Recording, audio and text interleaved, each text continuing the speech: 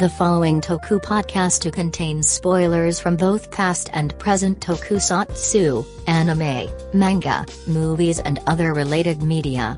If you do not wish to be spoiled, we suggest turning off the podcast now. Otherwise, please enjoy the show. Hello, everybody, and welcome to the Tokusatsu Podcastu, the best show about Tokusatsu you've never heard of, and fuck. Just fuck. That's Jay. You guys remember that time there was a member of the Justice League whose superpower was turning into a black guy? Ooh, which time? The one and only time, because once is enough. Surprising. And his name was Jon Stewart. Oh, wow. I'm just fucking with you. No, I imagine I was being serious about that part. No, don't worry. There's a lot of dark humor in this show. That's Chad. I am busy sitting here sipping on my blue Jello with strawberry bits inside. How y'all doing, though? Dude, no lie. Whenever they drink that stuff, I know it's supposed to be like invigorating, but it looked like it was fucking painful. I'm not gonna lie. I wouldn't take that. That is true. So we're here. That part is factual. We are indeed here talking about Kamen Rider Black Sun. Jay, have fun.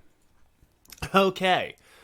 So, as should be self-evident, Kamen Rider Black Sun is a remake, reboot, reimagining, remaster, whatever you want to call it. Retelling? Rewind.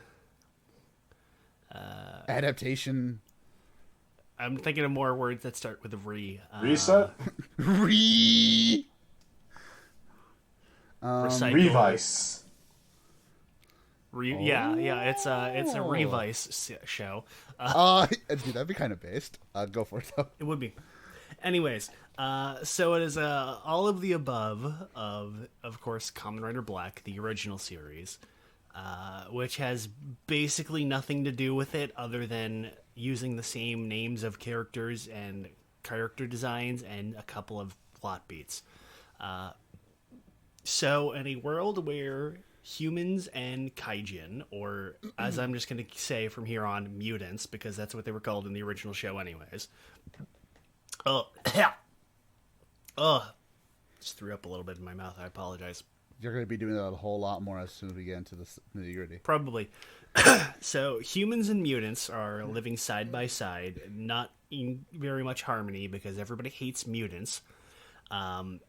So what starts as a call for peace between humans and mutants from a young activist ends up turning into a massive battle for the fate of all mutant kind due to two separate individuals, two separate groups rather, hunting her down.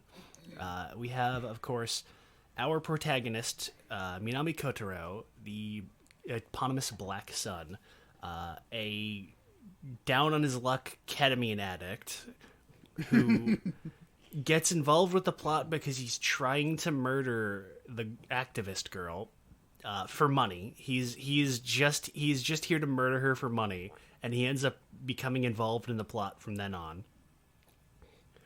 And he ends up becoming her pseudo-protector from the evil forces of Gorgom, or Golgom, or whatever you want to call him. Golfgom. Who in the original were a psychotic doomsday cult trying to bring about the end of the world by bringing about a new incarnation of their god. Here, Golgom is a political party who I believe are the party in current power of Japan. The prime minister is affiliated with them. So a weird cult that wants to resurrect their evil god. Basically. At the end of the day, the goals are more or less the same, is that Golgom is trying to bring about a new incarnation of their sort of spiritual figure, the Creation King, who will allow mutant kind to continue to prosper for centuries to come. Whereas Kotaro kind of wants to kill him, kind of doesn't really want to do anything.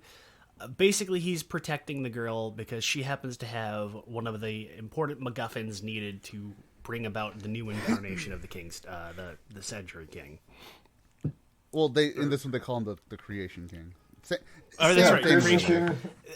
To be fair, Black used Creation King and Century King interchangeably, so I that trips me up. But they call him the Creation King in this, not the Century King. Anyways, so the main focus of the show is Kotaro, and then later joined by his half-brother, friends, something or other. I don't think they're actually related in this version. Yeah, apparently they're friends. As like I remember, like interviews with the director and also the actors back it was being announced last year. They're saying it's like, oh yeah, no, we changed that plot point from them being stepbrothers to just being really good friends, like just good old buddies. Yeah, it did throw me off a couple of times when they said, like, my two dads. I was just like, what? Okay. Yeah, so, which is fine. It's negligible.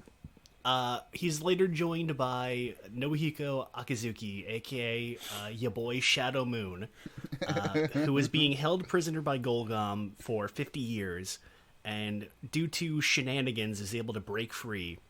And he's kind of doing his own thing, plotting against Golgom while also helping Nobuhiko's helping Nobuhiko. To be fair, yes. I hope so. He's kind of doing his own thing while also helping Black Sun. It gets muddy. It gets pretty muddy pretty quick after the first episode. Yeah. Which is not necessarily a bad thing in that it's complex and there's a lot of lines going on, but that makes it very difficult to give a succinct summation. Basically, in short, there's this guy called the Creation King who is basically like the god of all mutants.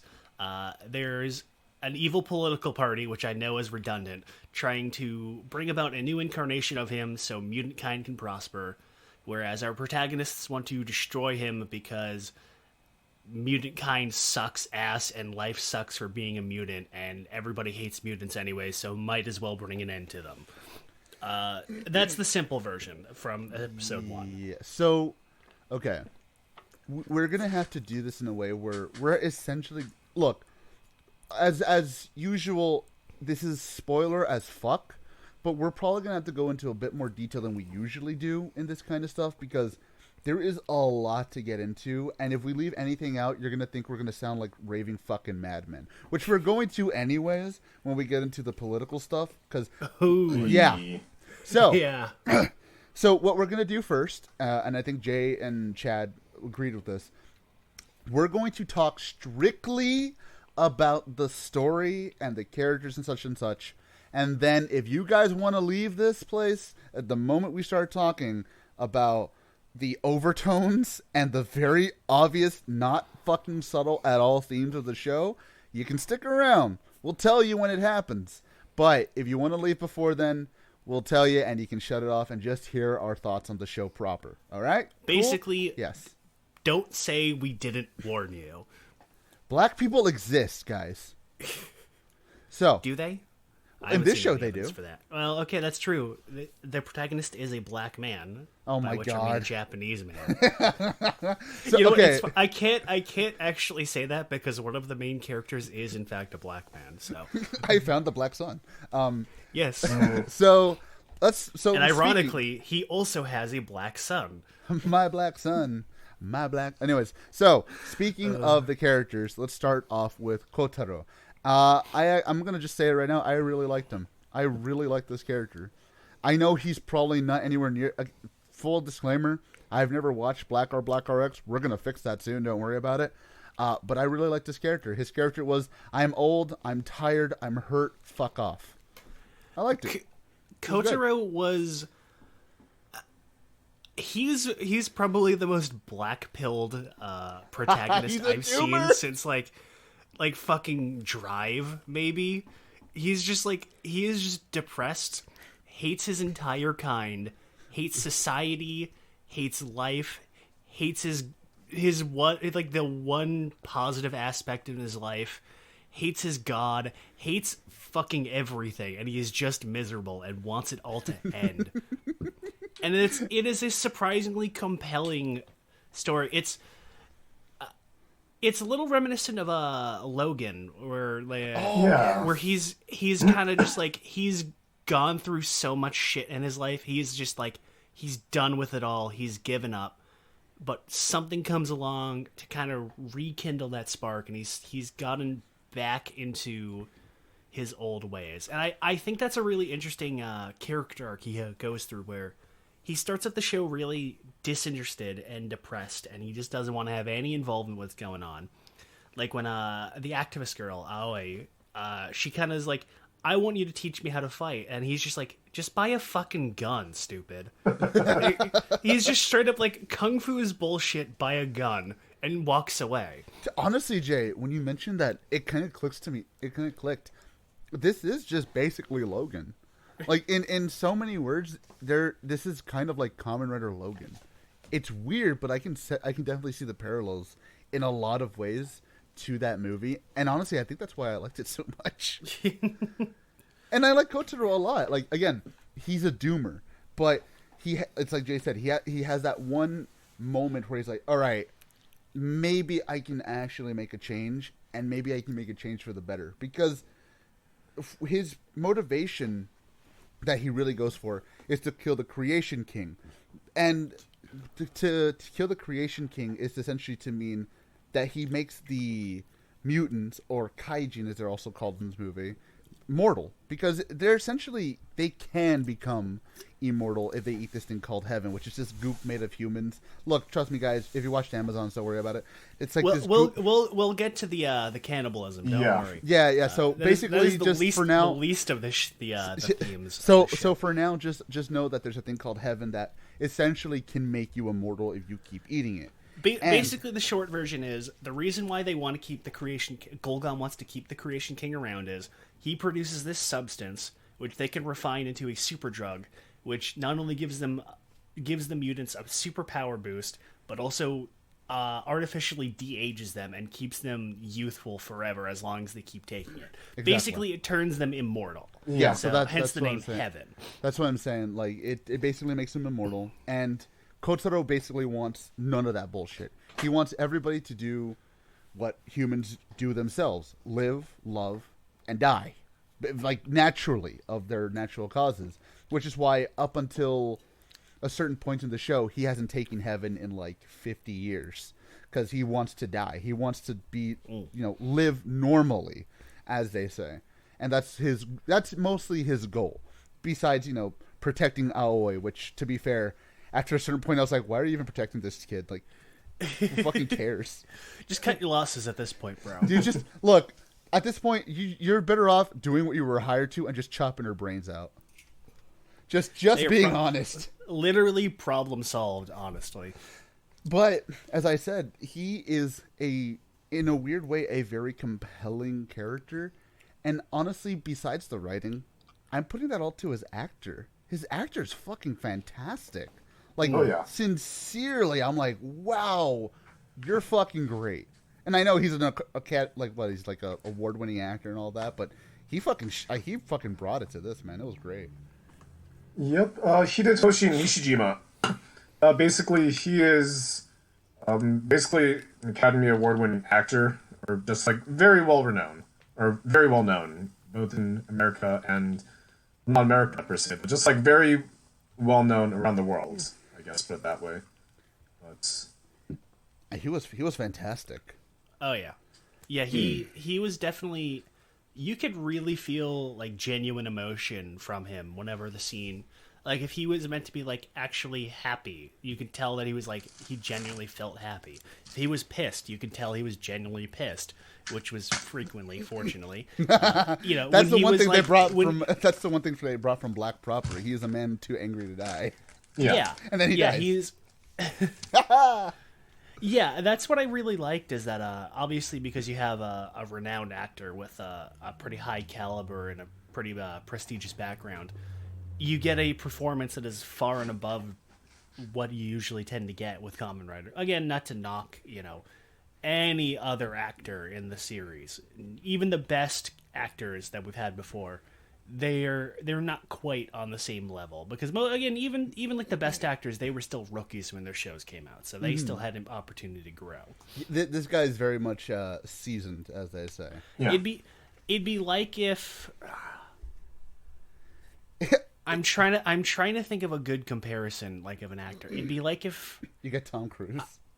Almost. Or I was gonna try. Sir Patrick. It's like Patrick Stewart, maybe. No. No. Okay, here's the best comparison. It's like when they cast Ben Affleck as Batman. You've got this actor with a massive backlog, a prestigious backlog, being cast as a very recognizable superhero. And granted, it's not quite the same because Ben Affleck, unfortunately, I just can't believe I said that. Affleck kind of bombed because he got stuck in a couple of really shitty movies, but he was a solid Batman, which is not the point of this video. Well, that's what I'm saying. Like it's an actor that is obviously a little too big for something like this, but he still doesn't come in going, "Oh, this is some Kamen Rider shit." Ugh. No, he brings the respect and the emotion needed for it, and it's great. Again, it's kind of, again, to bring it back to the comparison Jay made earlier, it's like Logan. You know, Hugh Jackman brought his fucking A game when it came to playing Logan in that movie, and the same thing can be said for Kotaro here. Yeah.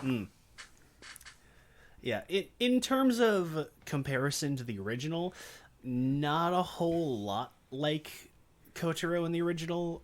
Kotaro was more optimistic, even when like depressing shit was going on, which was pretty common in Black. They're very different, where he's very like, he's given up, he's very pessimistic, and he's kind of just rolling with the punches and just dealing with things as they come.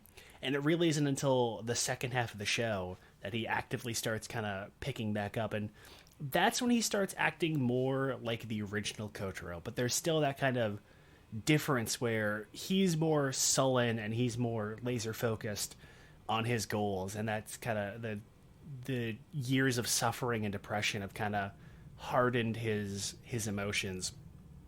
Whereas Kotaro in the original, he's he's fresh out of being turned into a mutant. He's brand new at all of this, so he's still got that hint of optimism there. And granted, that's also tempered by the fact that Kotaro in the original is a paranoid schizophrenic who thinks running out of milk is a Golgom plot, because it's usually a Golgom plot. Somehow. So there is that if you're looking for goofy Kotaro blaming everything on My Golgom, allergies are a Golgom plot. Oh, this little girl stepped on a crack on the sidewalk. Clearly, this must be Golgom. Then it is. Kotaro would probably find out about like gang stalking in the original show, and he'd be like, "This could Golgom be behind this?" If and it turns out that Golgom is in fact behind If it. Kotaro had fucking access to Pole in the 80s, he'd go fucking mental.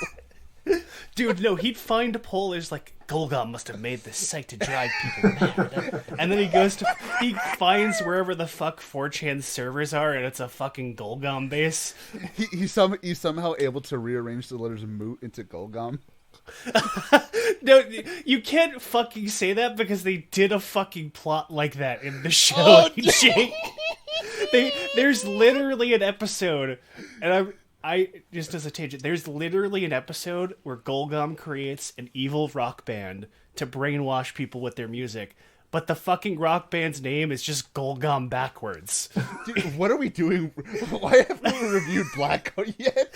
I don't know. See, this is like the Footopia review all over again. We're doing this out of order, guys. We should have done Golgom plot rock bands before actually diving into, well, this is the political party Golgom.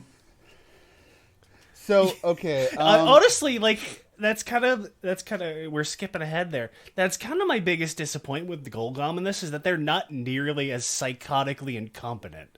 Well, they're not incompetent because they're just fully on psychotic. Yeah. So final words on Kotaro. Because I want to give it to Chad so I can hear his thoughts too. Final words on Kotaro. I fucking love Kotaro. I love his actor. I love his performance. Honestly, it was I don't want to say it like this because it's gonna make it sound bad, but he was like one of the biggest parts that kept me going through the entire show. Go for it, Chad. Yeah, so Hidetoshi Nishijima as Kotaro. We- Yeah, no, I really, really enjoyed his acting. Well, definitely this whole show in general, you could definitely tell. It's done a lot more differently, and the worst thing, or like, not the worst thing, but like, I guess the best way, or like rather the only way I can really, I guess kind of like explain it would be like, this was very competently made. Not to say that like, Rider isn't competently made, but like, for some reason, just like, you could definitely tell that like, the whole thing that this show was made in terms of like literally everything, from its actors to its casting to like the effects and everything, it's done differently. And having such a prolific actor as Kotaro, definitely, I think it was good. It was really good. Still questioning why so much ketamine, like literally, but why though? Can anyone actually answer that? Listen. But why so much ketamine? Look, ketamine is pretty Because fucking baller. It really is. I mean, I understand it. You know, I've done ketamine. You ever put I'm ketamine sure directly AJ into your... has done ketamine. Have you ever put ketamine directly into your testicles? Try it sometime. Anyways, going on to I Shadow have, Moon. and that's why I can't have children anymore. Going on to Shadow Moon. He exists. Speaking of characters who are completely different, because And schizo. well, Shadow Moon didn't really have a personality beyond I am evil and I'm an asshole in the original. Which, not to reduce Shadow Moon in the original. Obviously, he's an amazing villain. But yeah, it's just in this one, he is just a racist and an asshole. he actually has like a character arc because he's actually allowed to do things other than just evil evil guy stuff. Besides saying, "Hey, Black, fuck you." Pretty much. He does things other than show up to try and kill his brother. Yeah. I really liked Nobuhiko in this, where because they didn't have anything to really build off of, they've kind of got a nice blank slate. It's weird where, despite everything we've said about Kotaro and despite how dark and grim he is in the show, it's weird that I can still accurately describe Nobuhiko as his darker counterpart, because it's weird where Nobuhiko is both somehow simultaneously more optimistic than Kotaro is in the show, and yet still a darker, more, I don't necessarily say antagonistic through the early parts, definitely more morally gray character too. I was gonna say, would you put it down to Kotaro is a doomer, but he's not a bad person at the end of the day, where Nobuhiko, he's more optimistic, but he's more optimistic for things that you probably should not be optimistic for. In some ways, it's a bit dirty to in a weird way. It's a bit muddy to talk about it that way, but with Nobuhiko, he's more optimistic in doing things that are obviously to the audience, hey, don't do that. But to him, it's like, well, this is good. We're going to have fun, guys. It should be great. Fuck humans. Rise up, guys. Kaijin power. More, see, that's... You see how it gets kind of muddy there? Yeah, it gets kind of muddy, especially where he starts off good and then becomes evil near the end, where he starts off, he's definitely taking more openly, not necessarily villainous, but antagonistic actions where he forms his own militia of mutants to fight against Golgon. Anti-mutant militia, which, try saying that 5 times. I mean, that's just Professor Xavier, to be honest. Anyway, that is kind of the X-Men, yeah. Which makes sense considering, much like the X-Men, his militia are all a bunch of fucking jobbers who die constantly. A bunch of children. Yeah, that's true. He recruits a bunch of children, and a bunch of children get murdered. Dude, seriously, I thought I put like the cutscene compilation of MGS2 because I was like, what's with all the child soldiers? That's a fun. Or I guess you guys. There you I go. don't know. Would we? I guess best consider. What do you call it? Oh, man, I'm forgetting. Nobuhiko is pretty much like, I guess, more or less an anti-hero rather than an actual villain, at least until the end. Yes, I think that's a good way to say it. Because again, I would not even say even at the end he's a full on bad guy, because I'm taking this from the way that they are acting and the way that they're portraying their characters. There's an air of, there's a face in front of the confidence when he's fighting Kotaro for the last time, where it's like, I don't even really think that he believes what he's going for. I think he should. It's weird. He's kind of like a more not retarded version of Haruka from Amazon's, where it's like, at least here I can understand why he's doing it, even though I don't think he fully believes it. If you get what I mean. I kind of get where you're saying, where he's acting out in the way that he feels best, because his attempts at doing things peacefully have all ended in disaster, and nothing he will do will positively change anybody's mind. So he's just decided, screw it, I'm going to become an evil dictator now. Yeah, basically, and which, yeah, I'm not gonna lie, it does feel abrupt, even though it's set up, because it's like there's a clear setup for him slowly kind of compromising his morals as the show goes on, and then up to that point when he actually becomes Shadow Moon is when he's just like, he completely just gives up. It's again, it's very, if we're comparing Kotaro to Professor Xavier almost, he's very much like Magneto, except not retarded, where he starts off equally on the same moral level as Kotaro, and he's got the same goal, but because they have more or less different life stories up to that point, where, he's spent 50 years chained to a wall, whereas Kotaro has been living in a dirty bus for 50 years shooting up heroin, which, Fair enough. Hard to choose which one I would prefer.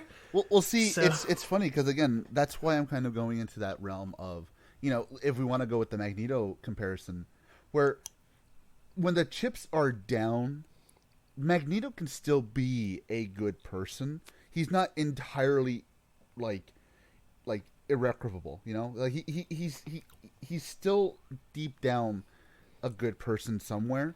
That's the whole point of Magneto's character in some of the comics. His final goal is always altruistic, despite yes, exactly his actions up to that point. I think the same thing can be said for Nobuhiko, where I think, how you were saying that there's a bit of like, he's still compromising his morals to get what he wants. I feel like at a certain point he thought, well, I'm already this far, let's see what happens, even though he doesn't fully I guess see himself that way. It's again, that's why I like.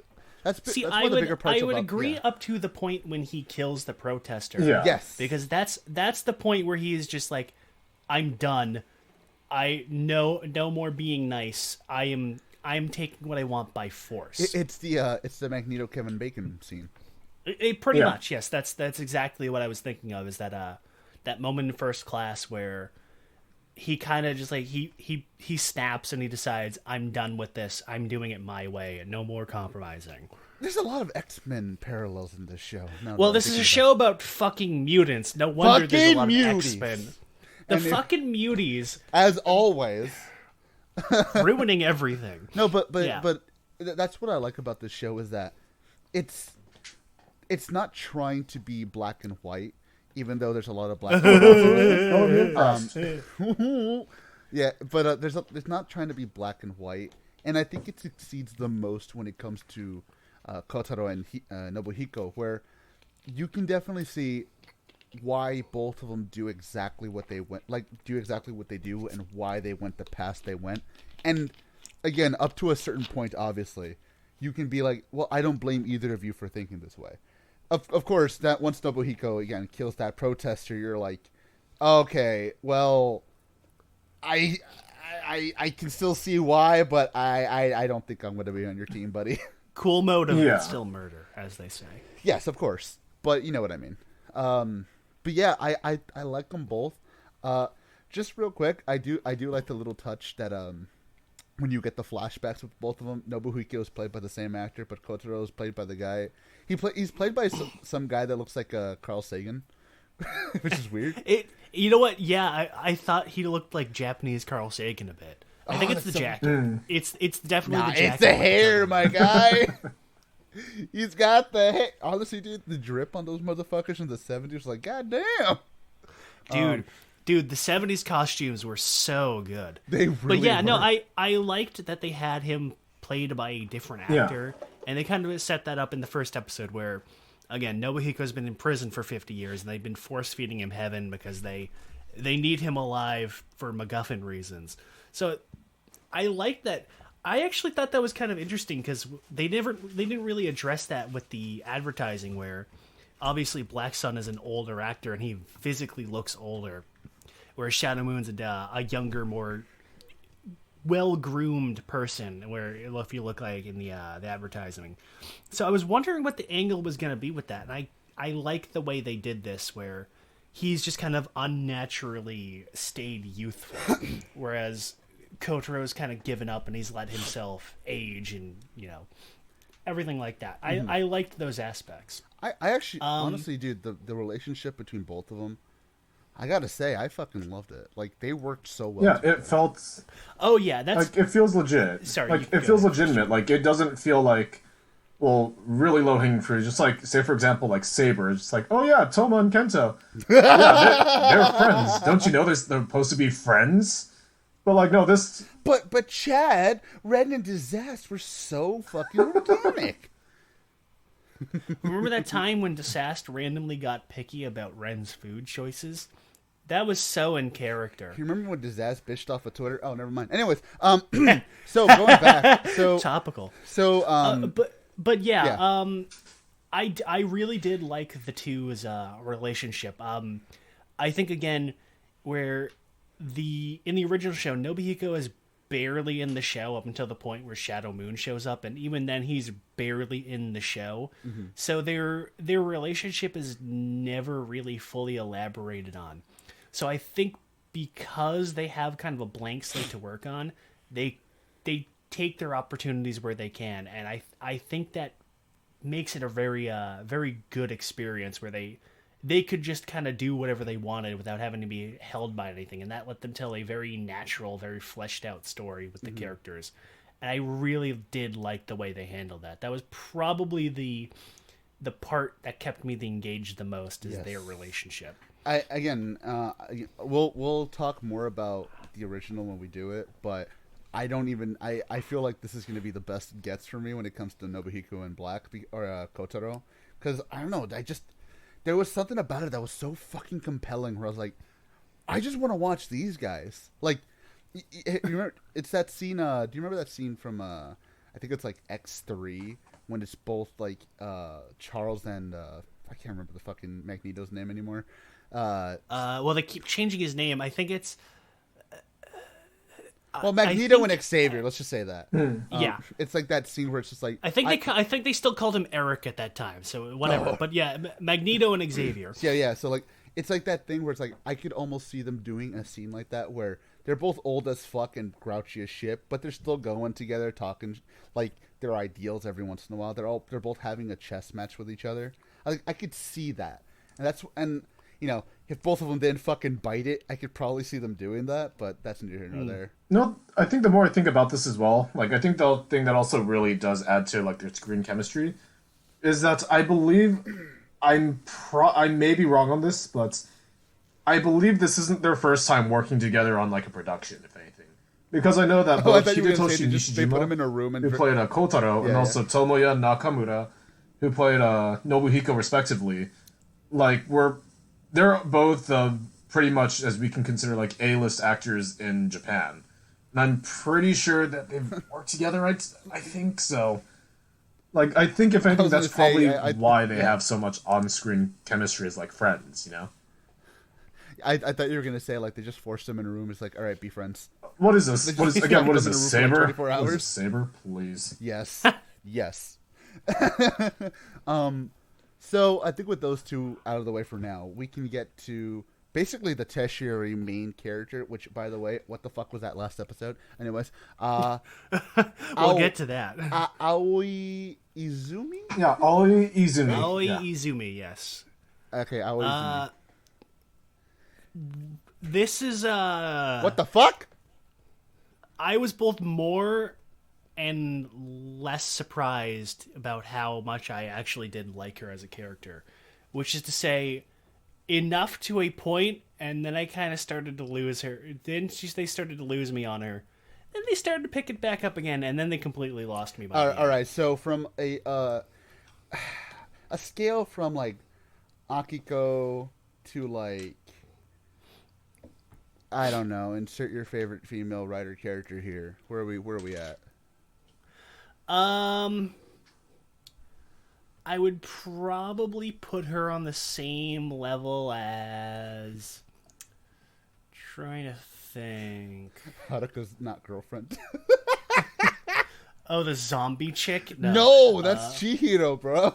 Oh, that's ew. right. I fucking forgot about her in season 1. Oh my god. That's season 2. Anyways, I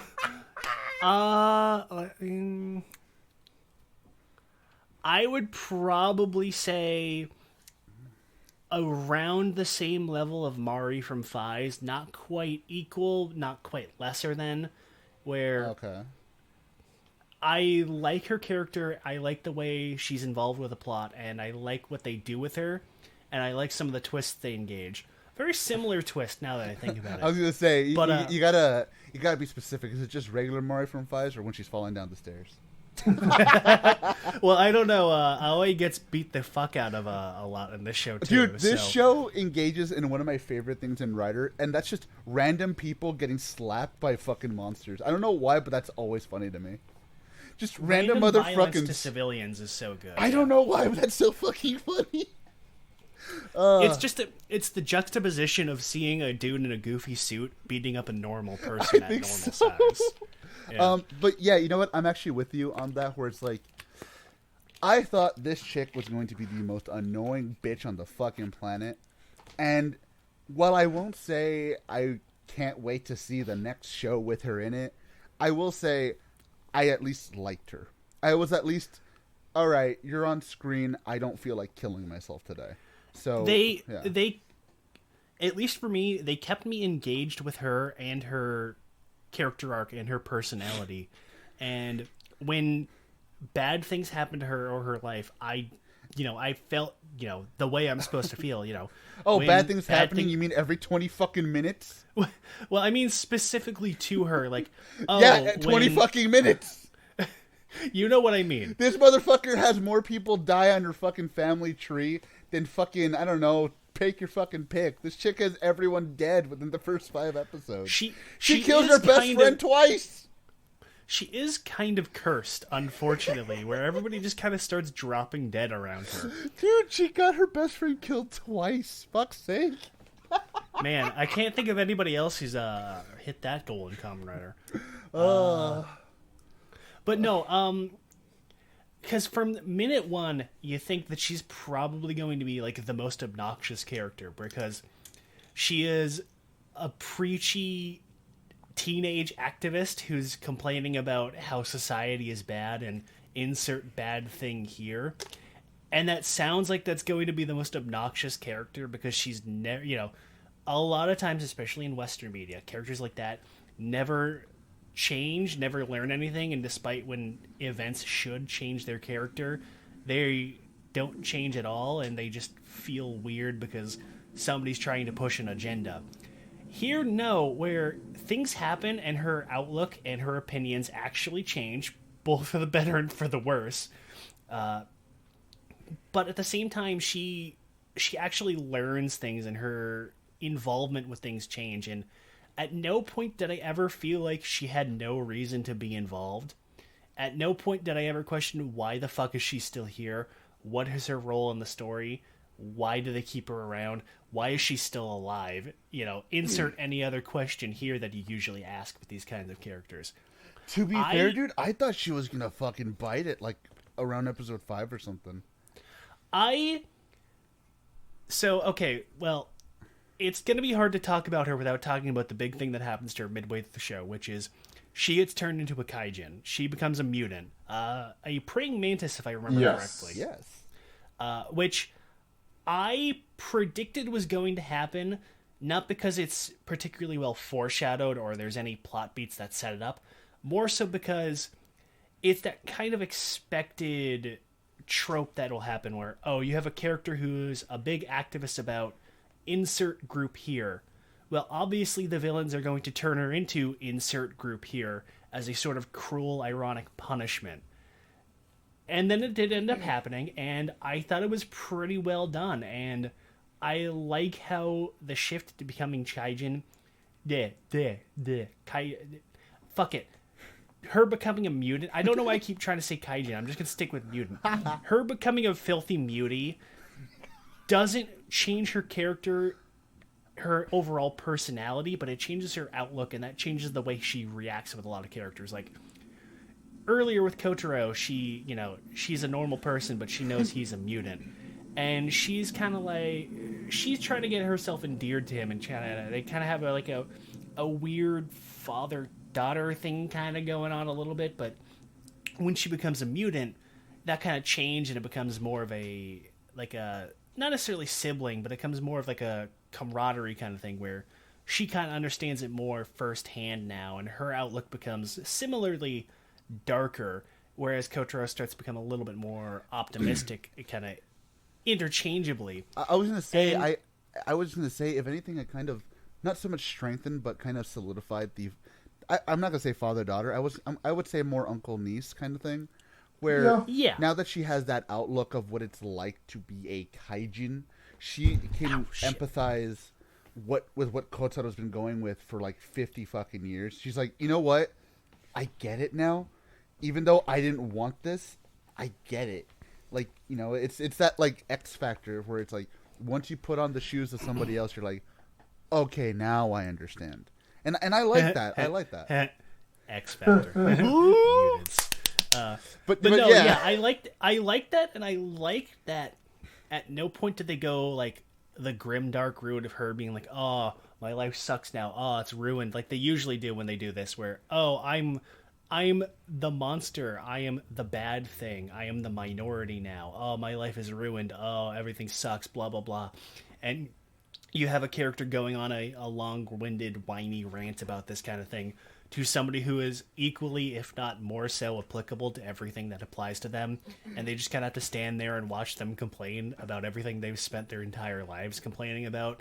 Which, again, you see a lot in this kind of trope, in this kind of story, where this kind of thing happens to a character, and because they are the voice box of the writer, they're just going to stand there, and everybody else is just kind of going to put up with them. No, I like that at no point does her being a mutant ever, like, seem like a bad thing to her. Like, she's like, okay, well, my life is fucked, and I'm not a human anymore. But that doesn't change anything about how I feel, anything about how I react. If anything, it gives me a stronger reason to try to push my message. Mm-hmm. And I liked that. I did like that they never have her compromise. Well, they never have her compromise her morals or her goals up until the finale. But I like that despite this bad thing happening to her, not only does it not affect her negatively, but that it also furthers strengthen her moral standing as a character. It's very interesting and a good subversion of how they usually do that. Again, like with X-Men or other similar thing, like X-Men is especially guilty with this, where a character finds out that they are a mutant and their X gene activates, and oh, now it's all doom and gloom, but because this is the writer's OC, they're the ones who get the spotlight, and everybody else, fucking like Cyclops or fucking Wolverine will be standing there watching some kid who's been a mutant for 10 minutes bitch and moan about how hard it is to be a mutant now, while he's just standing there like, yeah, sure thing, bub, yeah, just kind of like putting up with it. Like, that happens so many times in the X-Men. And it's just bad writing. It's like listen to, and I'm so glad that they avoid doing that. They didn't turn Aoi into Bailey Hoskins. That's that's a deep cut right there, buddy. I felt that in my veins how deep that was.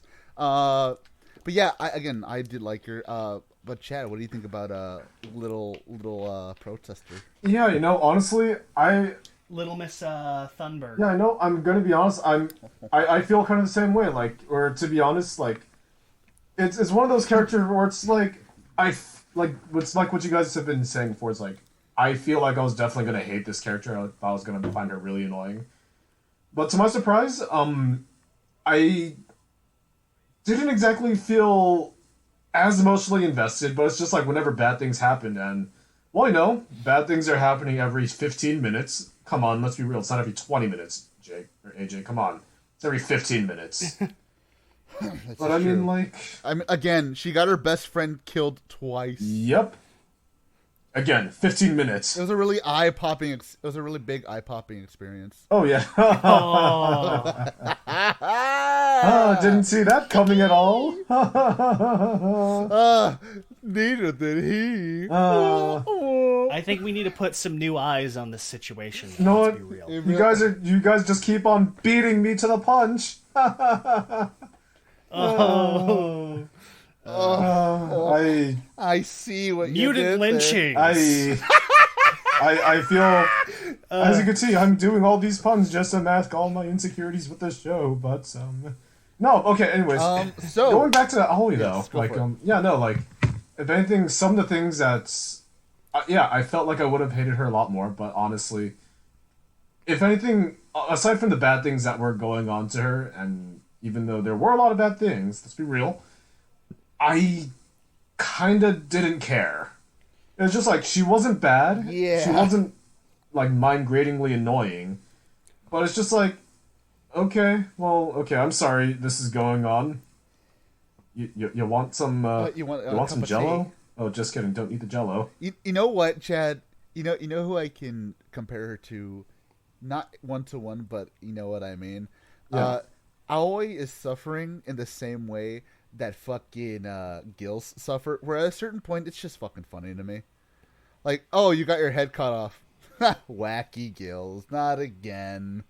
Like, at a certain point, you can only suffer so much before I go, oh, there goes Aoi losing her finger again. Like, what a girl. Like, if anything, like, the thing that I was just like, oh, like, to be honest, like, I felt like a lot of the twists that they were kind of gunning for with her, just like, oh yeah, her dad's a crab man, and oh, he's dead.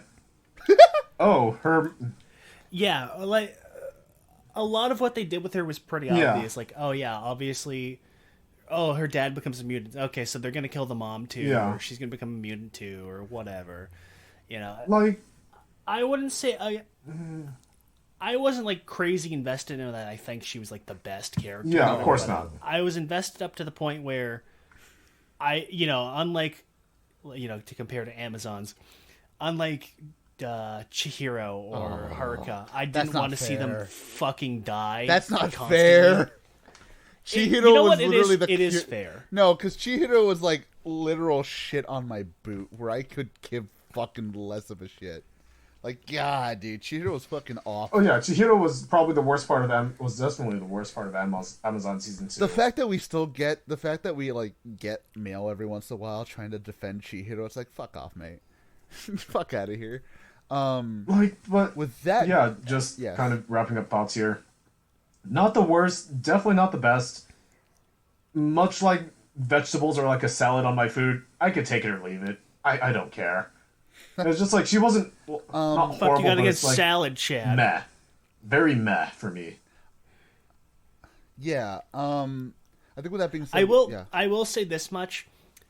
I thought her acting was pretty decent, but good fucking God, every time she spoke English, she was just so bad. You know, at least it's not the typical Japan English that we get in like our normal toku shows. That's real. Yeah, it was actually coherent English, but here's the issue. Here's the issue, Chad. And I think you can agree with me when I say this. Somebody better put some fucking subtitles on that bitch, because there were times where she was slurring so bad, I didn't know what she was saying. Dude, that entire speech she had in episode 9, completely unintelligible. It was just gibberish. The big fucking moral climax, I guess, the thesis statement of your entire show and you can't understand a word that's being fucking said. When she said, "Oh, this is our declaration of war," I was just like, "Did she call me a whore? What the fuck?" This Like, I had to re-listen to it a couple of times. this is my declaration of war. I am sorry. Chad, you sounded more intelligible than that. I see. At least I understood what you were trying to I'm say. sorry, yeah. Jason. I'm sorry, AJ. But isn't English perfect? It's interesting, isn't it? See, Chad, if you wanna, like, You're nailing it. Though. if you want I to won't replicate it lie. even more, Chad, you have to go outside and yell it. Like, you have to go outside, and we can barely hear you, while also going. There needs That's what it there fucking needs to sounded be like. there needs to be echo and also reverberation while I speak into microphone. This needs to be dude, echoey empty room. You know what? God bless him for trying, but fuck's sake. Like, no. Why didn't you get Oliver Johnson to do that? He spoke perfect English. They Why should didn't they have. just get Nick to I do like it Oliver instead? Johnson. Because he's an asshole. Okay, no, that's fair. Oh god, you know, well, yeah. Let's talk about those two, I guess.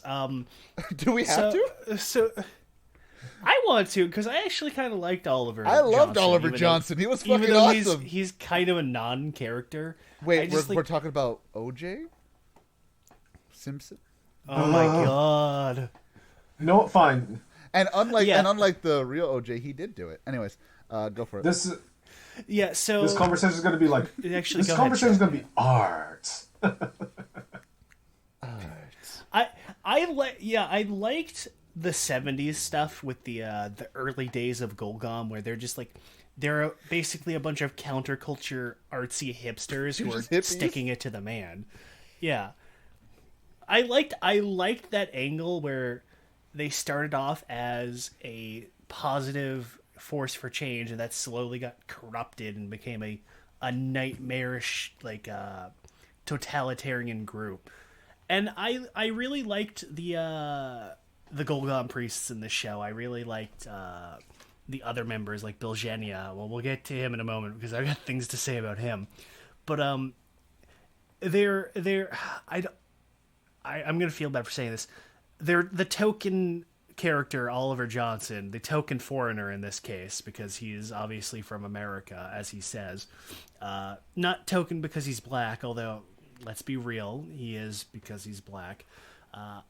But that doesn't mean anything bad. I fucking love the hell out of him. He's just got such a charming personality, and he's just always having fun no matter what's going on. Yeah, honestly, that's one of the biggest things about this show is that there are a lot of like foreign actors in it, and besides maybe Nick, I didn't really notice any of them really sticking out in the sense of, oh, that's very obviously a foreign actor that just got out of the fucking street somewhere. No, Oliver Johnson's like a legit actor, and like Jay said, he's super fucking charismatic. I was like, yo, I like this guy. He's fucking great. I like that they don't try to do any kind of because that's obviously not to get into the political aspects or the socio-political messages or anything. I like that they don't try to put extra social commentary on top of what they already have with the mutants with him, because obviously he's a black man in the 1970s. That's not exactly the best time for most people. Yes. Especially in Japan. So I appreciate that they kept it to a minimum. He mentions it once as I'm here living in Japan because obviously, 1970s America is not the best place to be. And that's it. That's all they do. That's all they say about him specifically. Yeah, I'd I'd argue that one line was like, just that one line was more poignant than if he went on some like giant rant. Yeah. Yeah, that made, and it's almost like unnoticeable. Like you it's a very just like immediate thing. They never bring it up, and it's good and it helps him kind of blend in almost with the cast where he doesn't feel like he's a foreign character. He doesn't feel like he's a foreigner. He feels like he's just another part of the group, and I liked that. He doesn't have a whole lot to do, But I kind of like that he takes the experiences that he goes through with the early days of Golgom and kind of forms an anti-Golgom, even though they're not really an organization. He keeps the activism ball rolling, and that kind of ends up leading to the events of the series, which I thought was really interesting. I liked that angle, where, unlike everybody else in Golgom, where they either go full black pill and become ketamine addicts, or they become soulless husks of the man and become exactly what they were fighting against. He stays with it. He stays with his moral. He stays with his message and keeps fighting the good fight. I really thought that was an interesting way to go with him. Yeah, it was 100% like it was one of those things where you kind of look back on it and you're like, wow, that was a lot more poignant than even I would have expected it to be. And I liked how they ended up having him kind of tie everything together. Where honestly, I missed it the first time going through, where. Because they use this one quote throughout the entire show repeatedly, which now that I'm on the spot, I can't remember. Something about the difference between. Oh yeah, like I believe it's like the lives of like Kaijin and human. I got it. I got it, Jay. The human life and Kaijin life weigh the same. The difference between them is not even a gram or something like that. Yeah, there we go. Yeah, it's a quote, something like that, which they use a lot, and I'm not going to lie, I got sick of it after like the third or fourth time. I get it. You weigh the same, you fat bitch. I get it. Minorities are the same as normal people. You don't... You know, I wasn't trying to be offensive when I said that. I did. You know what? That was one of those, like, I'm not deliberately trying to be edgy. That legitimately did not sound the way it sounded when it came out of my head. Dude, the show says it to us, motherfucker. What are we going to do about that? True. It's fine. You got me here. You're allowed. Okay, let's roll. Hey, well, technically I'm a minority too, aren't I? We're all minorities here. Who the fuck cares? It's true. Anyways, let's reel it back a little bit. They use that quote a lot, and it's like, I get it. I got it after the third time you said it. I got it after the fifth time you said it. I got it after the 10th time you said it. You don't need to keep saying it. Get a new quote, guys. What about the 17th time? Okay. But no, I didn't notice this until kind of after I had finished the show when I was thinking about it, where Aoi using that quote because she had been told that quote by... They never really say where she learned the quote. I assume her parents told her that, and their parents learned it from Oliver Johnson. You have to say his full name, don't you? It's great. I have to. It's like Momotaro. I have to say his full name every Don time. Momotaro. I don't know which one I'm talking about, but yeah. Yes. Her using that quote is kind of what leads them to think, oh, she's involved with this bullshit. She knows where the Kingstone is, and that kind of kickstarts the whole plot, which I thought was really good. I thought it was kind of really subtle, even though they honestly kind of front-load it, where Bilgenia watches the quote, her on live television, and he's like, wait a second, I know that quote.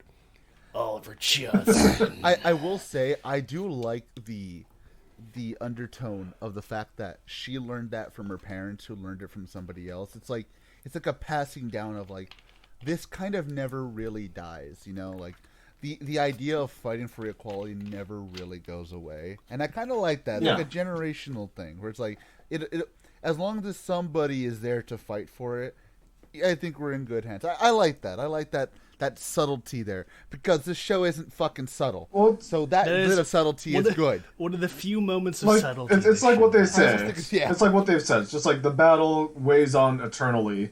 First we have Aoi thinking, oh wow, that sounds like really cool. And then she really finds out like, oh shit, that's oh god, it really is just eternal, ain't it? So, in which it's eternal. It's like, it's an interesting... Oh no, wait, what? She realizes the metaphor was literal, yeah. Ah, shit. I was gonna say we can talk about her gay friend, but it's fine, he's dead. Which friend? The gay friend. The bird kid? Yes. Be more specific. Yes, the bird. Look, Jay, I'm sorry, but that motherfucker popped off my radar something fierce. Popped off. Let's be honest here, Jay. It's weird how little and how big of an influence this character has on the entire show. Right? He personally does nothing of significance, and yet not only is he constantly involved with the plot, but things that happen to him are significant contributors to major events in the show. For example, in the first episode, where he's kind of getting involved with anti-mutant protesters, that kind of kickstarts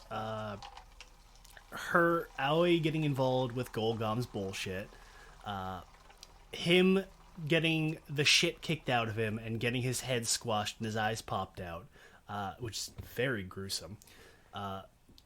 Ends up leading to him becoming involved with getting his first taste of heaven, and leading to him becoming involved with Shadow Moon and his child soldier cult, as we all know. Much like you do. Which leads to him joining the militia into a raid on Golgom's headquarters, which ultimately leads to him... His second to death is completely irrelevant to everything that's going on. He just kind of insults the protesters a third time. After the second time, where they just kind of showed up in the little mutant shantytown, and he takes a dump on their heads because, you know, why wouldn't you? Where for pretty much apropos of nothing. And yeah, and this leads to a third conflict with them, where for no real particular reason, he just decides to throw a bitch fit at them after he's, you know, just watched a bunch of people get shot to death. And they just straight up lynch him for... Really, up to that point, all they did was really just, like, scream and yell at people. It kind of, like, jumps in terms of malice, where they literally murder him. And it's kind of surprising, and it's kind of shocking that they actually go through. I thought they were just, like, they were going to beat the shit out of him, and he was going to, like, snap or something and kill them. No, they just kill him straight up, string up his corpse above his house, and that's what leads Nobuhiko to turning evil. Yeah. It's so weird that it's... As a character, personally, he has no involvement, but yet he is constantly involved in and constantly causing the most important things in the show. It was What really is my purpose in life? To die. Oh my god. To be fair, that can be said for a lot of side characters in Kamen Rider. Yes, that is also true. Hi, Gills. Again, you know what's weird though, and I was telling, and we were getting into this a little bit. As maybe this was the point, but Shunsuke's kaijin form was way too fucking cute. Really was. Like, it was a fucking bird. It was like it was a legit, like, it was way too close to what a real bird looked like. So like, there were some points where he just kind of looked really depressed, and I was like, "Aw, the bird's depressed," and now he's dead. Wow, he's just like me. So to go back on what we were saying as well with him.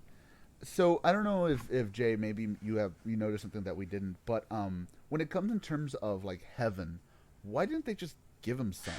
Because they never stated that heaven only works after a time limit.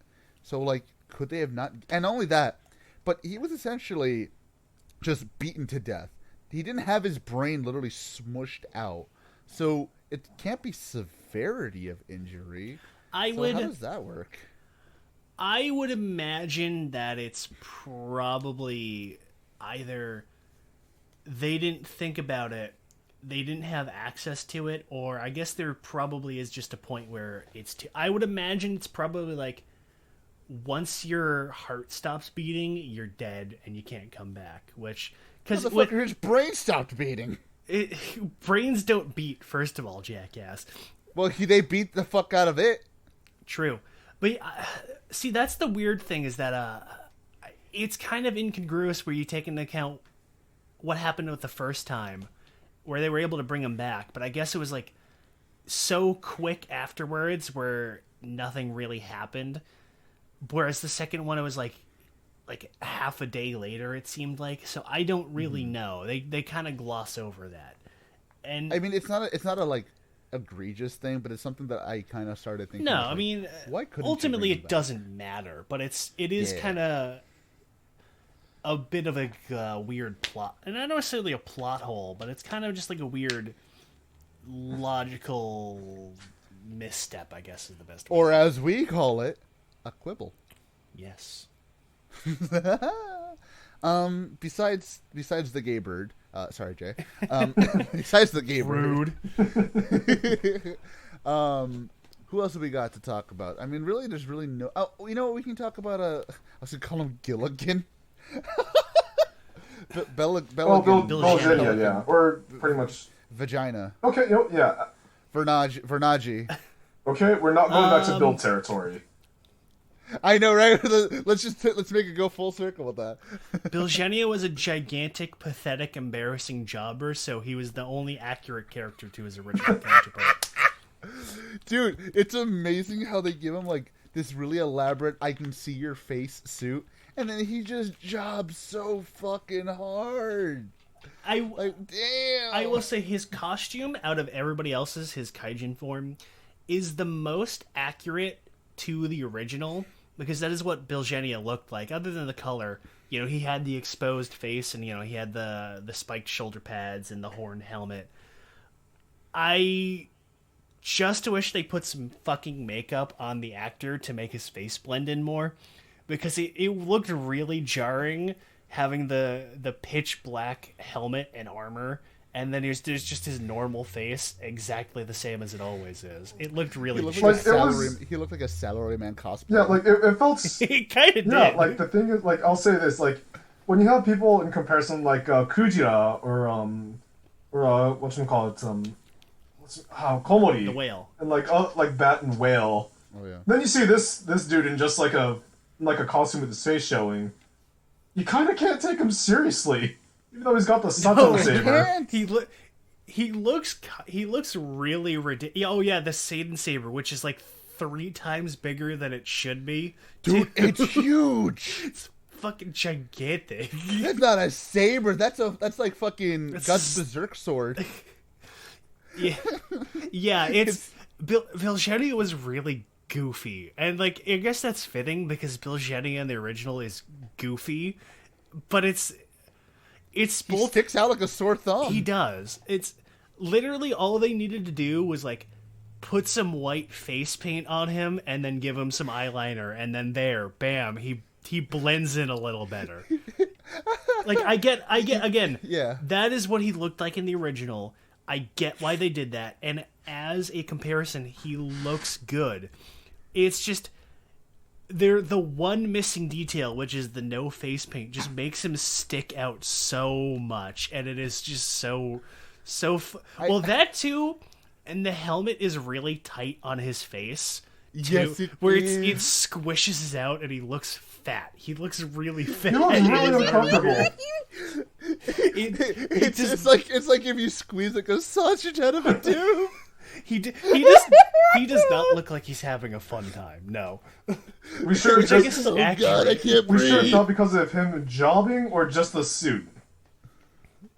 Both. Well, definitely both. I will say, I think the best part, though. Oh, real quick, I was gonna say the best part is they give him the Benkei death, or for you weebs, the Whitebeard death, where he dies standing up. But like he just looks like he's taking a nap in the suit. Dude, I literally said the same thing. I was like, "Oh, he's just sleepy, guys. Be quiet." Belkin sleepy. Because Jenny is trying to take a nap. He's got tired after murdering the SWAT team. You know. I mean, as do we all.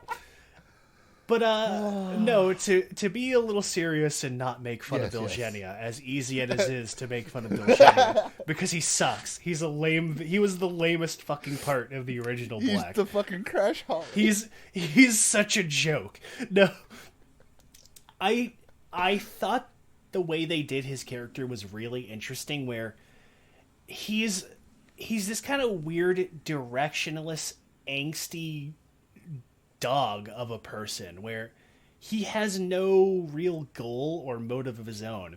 He is just here to do. he's born to follow, not to lead.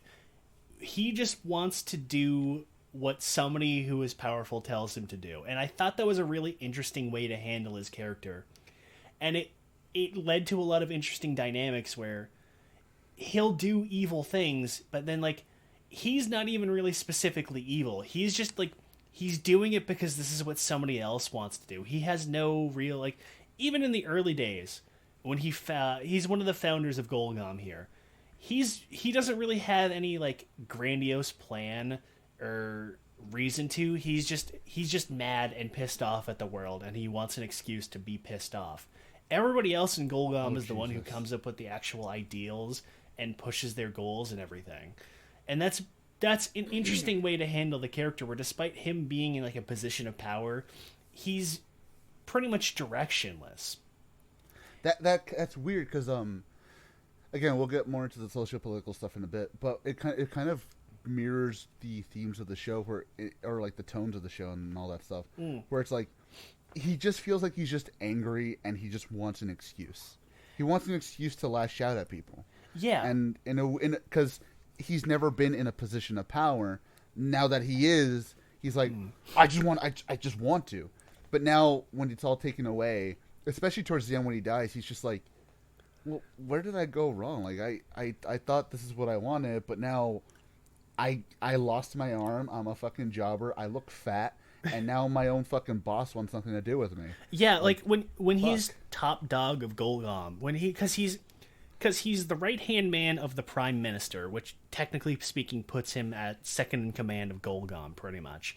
So when he's the top dog there, he's the boss, and everybody's kind of not necessarily afraid. That's another thing too, is despite being in a position of power, nobody really respects or even fears him.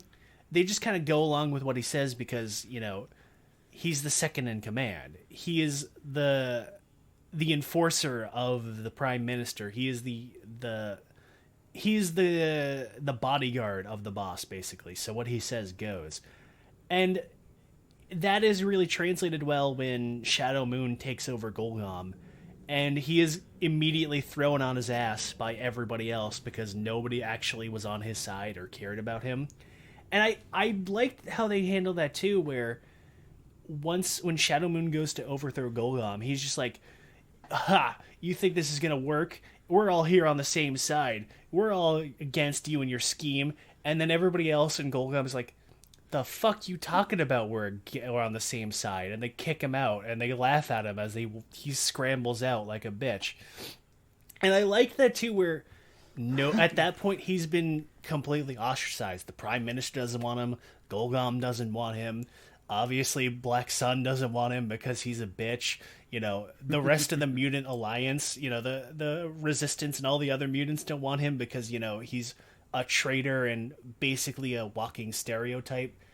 And I really like that, where he's kind of on his own and he's directionless for the first time really in his life, and he's just kind of scrambling to find a place. And I liked the weird pseudo friendship he ended up making with Aoi, where despite kidnapping her, murdering her parents, and forcibly mutating her, he's palling around with her and trying to be friends and hang out with her, and she just wants no fucking part of him. He's like a lost puppy, except if that puppy was 6 feet tall and murdered your parents. He's like if everyone told Starscream to fuck off. It's so true. Oh my god, you're right. He's basically just Starscream in this show. He is the fucking backstabber supreme, who's only cared about because he is the second-hand man. He's the number 2 of the entire organization, and he finally played his cards and he lost, and now he's out on his ass and he's scrambling to find something to do with his life. He literally does not have to betray anyone. He just does it because he likes it. He is just addicted to not having friends or anybody who cares about him. So he just has nothing to do but backstab people. I loved it too when he starts hanging around with Aoi, where she's just like, I want you to die. I hate you and everything you stand for. And I swear to God, if you come any close to me, I will kill you where you stand. I swear to you God, want to ride? You will die. You are going to die someday, and it will be by my hand. This is not a threat. This is a promise. And then she's just like, so do you want to ride or not? And she's just like, God, yes, fine, I'll take a ride. Fucking shut up. This is a Wendy's. I loved that part where eventually she just got tired of like telling him to fuck off and die, where she just kind of like, fine, yes, you can team up with me. I loved that. It was so good. That was actually pretty funny, where she's just like she's like there for like an hour telling him to fuck off and die, and she's like, okay, but she's like cold. She tells him like straight up, I am going to murder you. Never cross my path again. And then he follows her to meet Professor Akazuki, and he's just there the entire time, and she's just like staring daggers at him. It's like, why are you still here? Why are you still alive? Go away. I'm going to kill you. And he's just still hanging out with her the entire time. It's great. I love it. Dude, honestly, it's amazing how much I liked him towards the end. Because, like, I think it is just because he's so fucking pathetic. It's just like, God damn, you are just such a jobber that I love it. It's beautiful. Honestly, you know what? It kind of reminds me of the character arc Mamoru did in Amazons, but in reverse, where he starts as a pathetic wimp that everybody like loves because he's a pathetic wimp, and then he falls and becomes evil, and he tries to become an evil mastermind, but he's just not capable of doing it. He's incredibly incompetent. He starts as an incredibly incompetent evil mastermind, and he eventually becomes a pathetic wimp that everybody loves because he's so pathetic. It's so besides Belgian, do we want to talk about Japanese Peter Dinklage? Oh God, there's nothing to say about him other than he's tiny. That is true. I liked the Golgom priests in this show mostly because again, they have actual personalities other than evil Vikmon Evilsteins. Darom was kind of a bitch, and he didn't really have like. It was weird. He kept kind of it really felt like he kept flip-flopping on his motos, where he's like, he's kind of on Black's side, but he's kind of not. But he kind of wants to save the Creation King, but he kind of doesn't. But he's with the Prime Minister, but he isn't, and they straight up point out, and I like that they did, where he's basically a slave to the status quo. He has no real goal of his own other than maintaining the status quo, no matter how disadvantageous it is to him or his livelihood, which I liked. I liked that angle with him. It's a very natural kind of a end result for his character. Where he again, much like the rest of Golgom, he starts as sort of an activist where he's trying to make things better for the mutants, and he gets a tiny little bit of a positive thing, and he's like, well, okay, this is going to be the best as it is, and he doesn't want to risk pushing it, mostly because he's in a position of power himself. And speaking of tiny, we have Bauram, who is, oh God, despite really doing nothing, he's the most entertaining of the high priests. And this is going to sound kind of offensive. It is strictly because he is a little person. I don't know why. Jay, don't know why, but everything he does is 5 times as entertaining strictly because he is a little person. So two things.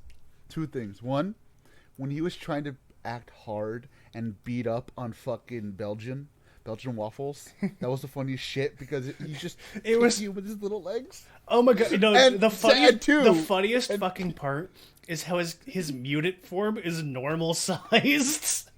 And 2, when they captured him and imprisoned him, oh my God, I couldn't laugh because they had to lower the chains down to his height. Oh, I'm sorry. Look, I know, we have to apologize to Sark after this, but my God, that was so funny. I don't mean to be offensive by this statement, but everything he does is just so ridiculously entertaining, and this strictly because he is a little person. And that's the weird thing, because like I can take Peter Dinklage in Game of Thrones seriously. I don't know why I can't take this guy seriously. Well, it's because he's not nothing taking about it seriously. He's goofing around a lot.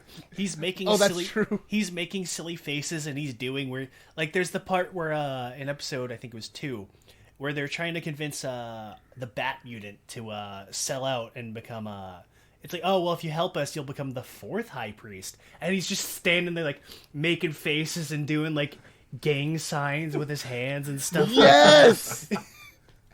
I mean, dude, look at this person. He's so fun. He is just genuinely fun. You can't be hard and 3'2". Like, it's impossible. He goes that hard, that's why. He does. Though, to be fair, I did make the comment that even though he's a little person, he's almost the same height as regular Japanese people.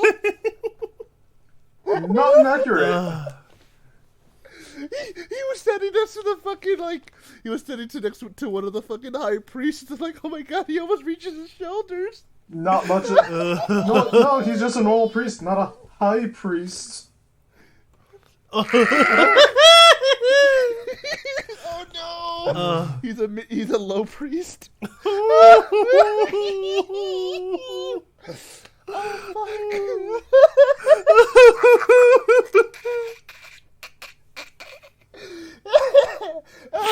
The Creation King has a really fucked up sense of humor, dude. Oh god. Okay, I gotta calm down real quick. Right. Who the fuck else was there to talk about? Nobody. Everyone. Yukira.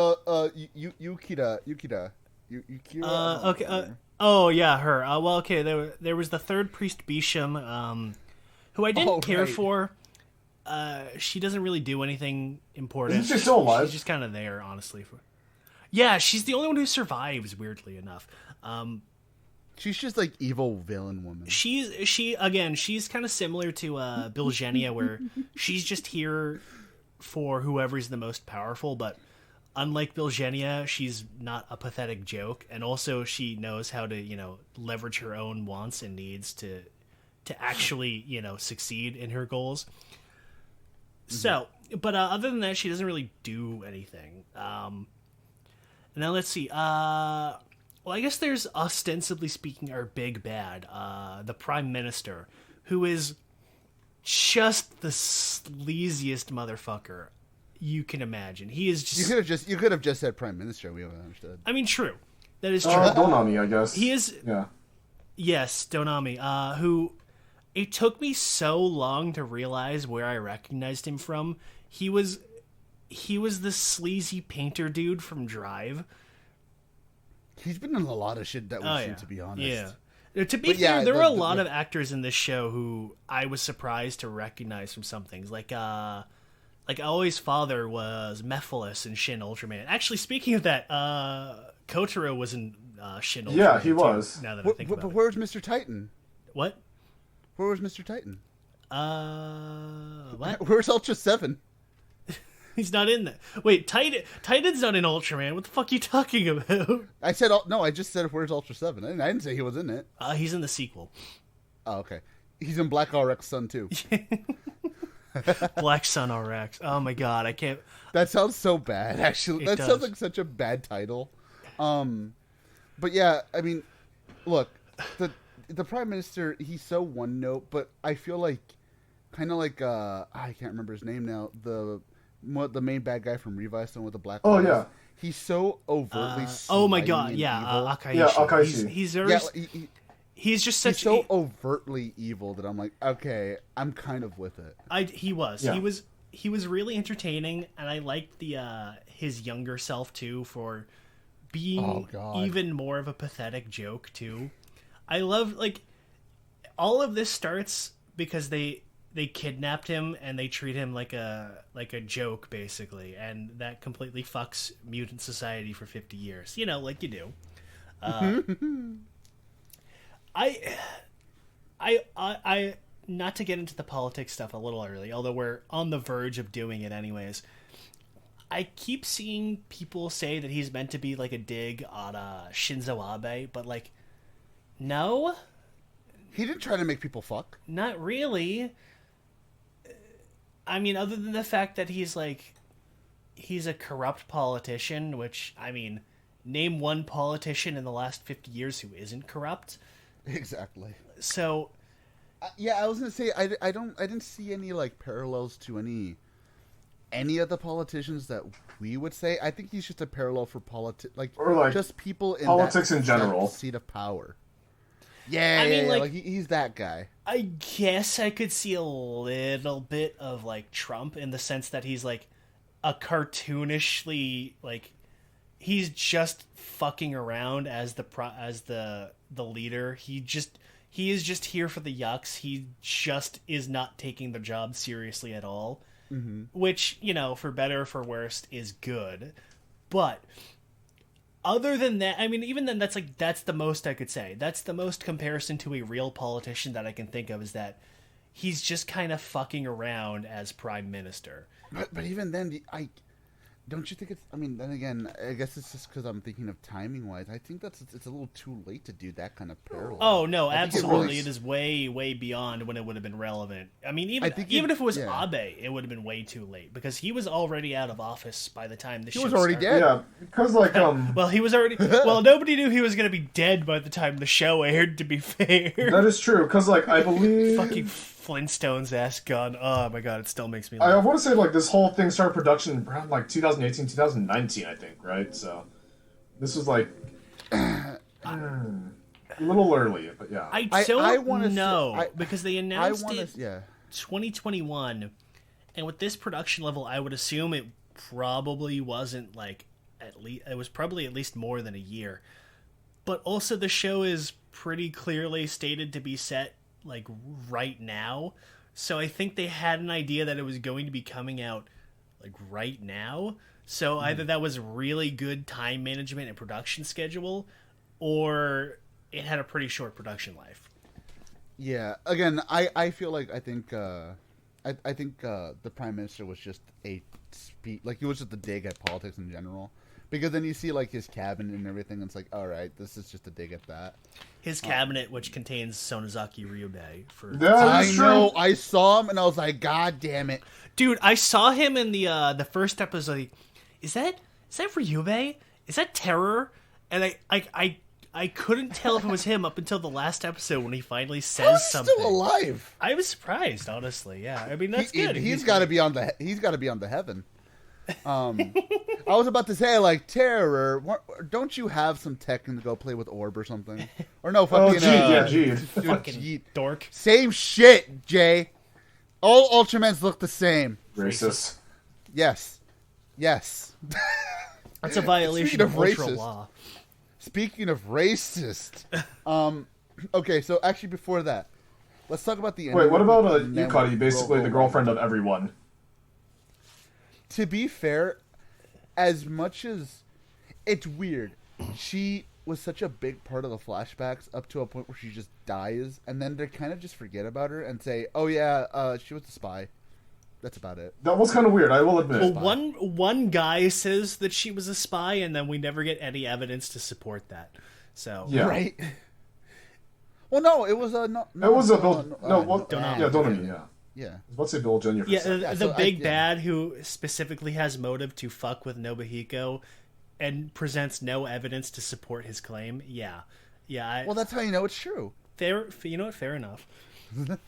But yeah, she didn't really add much. Honestly, she felt more like a plot device than a character because she's pretty much what leads to Kotaro and Nobuhiko's goal beginning of wanting to kill the Creation King, because she wants to kill the Creation King because reasons. Well, okay, they kind of explain it once they explain the origin of the mutants, but up to that point, she's just like, I want to kill the Creation King. Why? Sounds like a fun idea. I don't know. Sounds like a fun idea. Yeah. Why the fuck not, I guess. It sounded like a good idea at the time.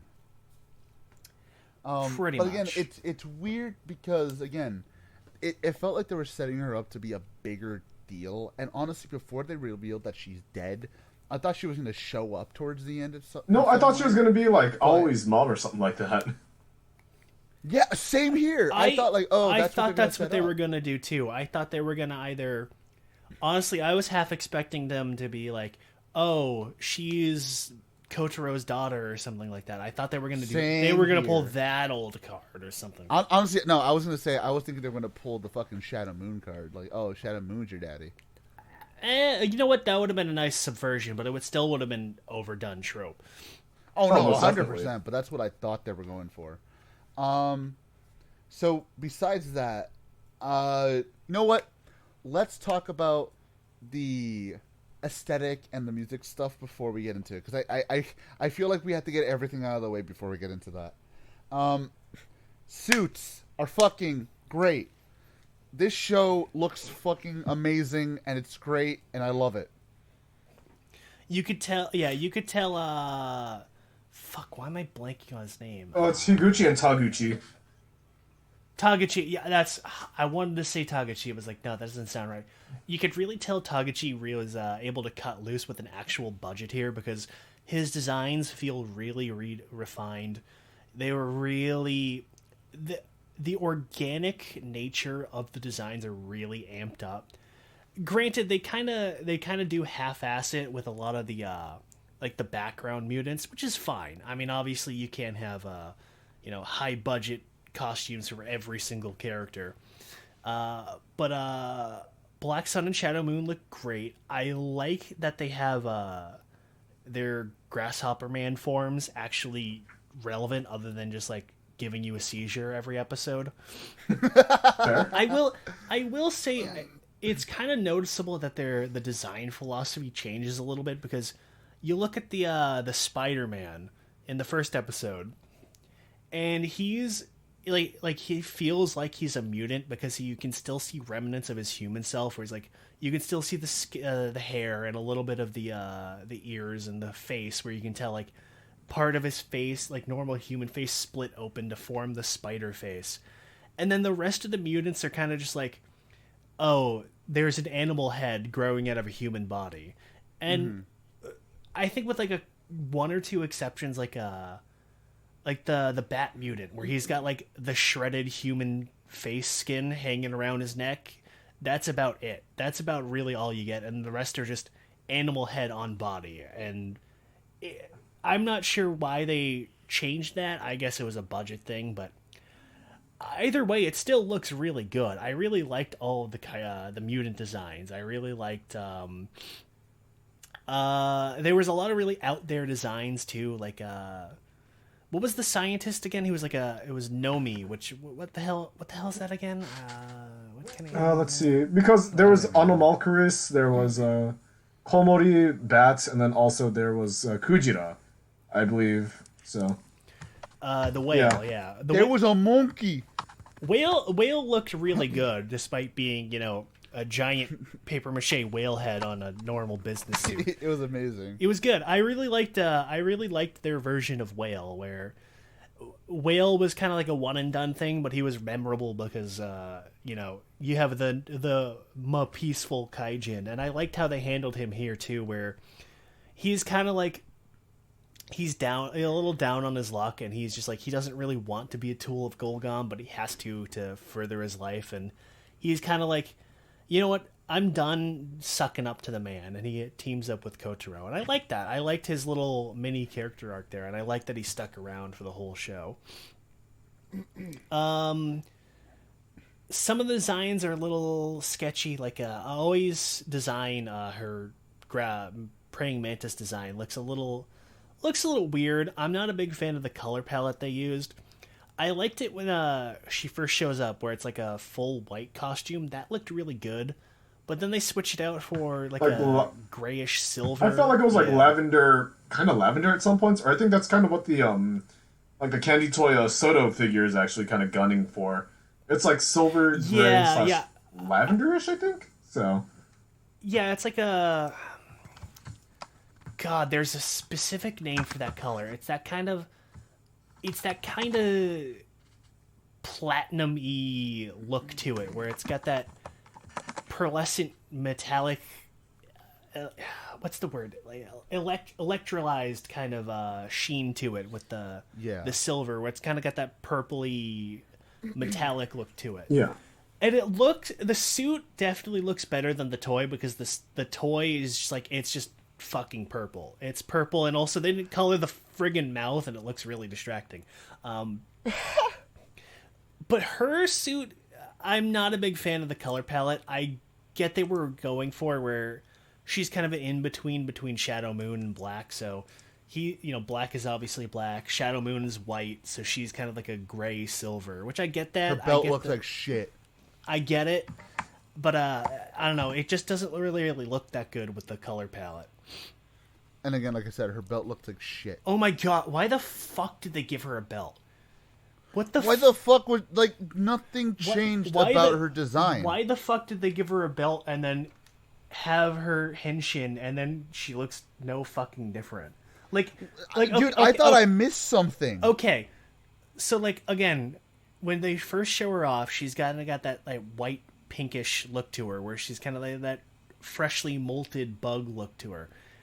And if they kept that design for the suit up to that point, and then that's when she had the gray silver suit, cool, fine.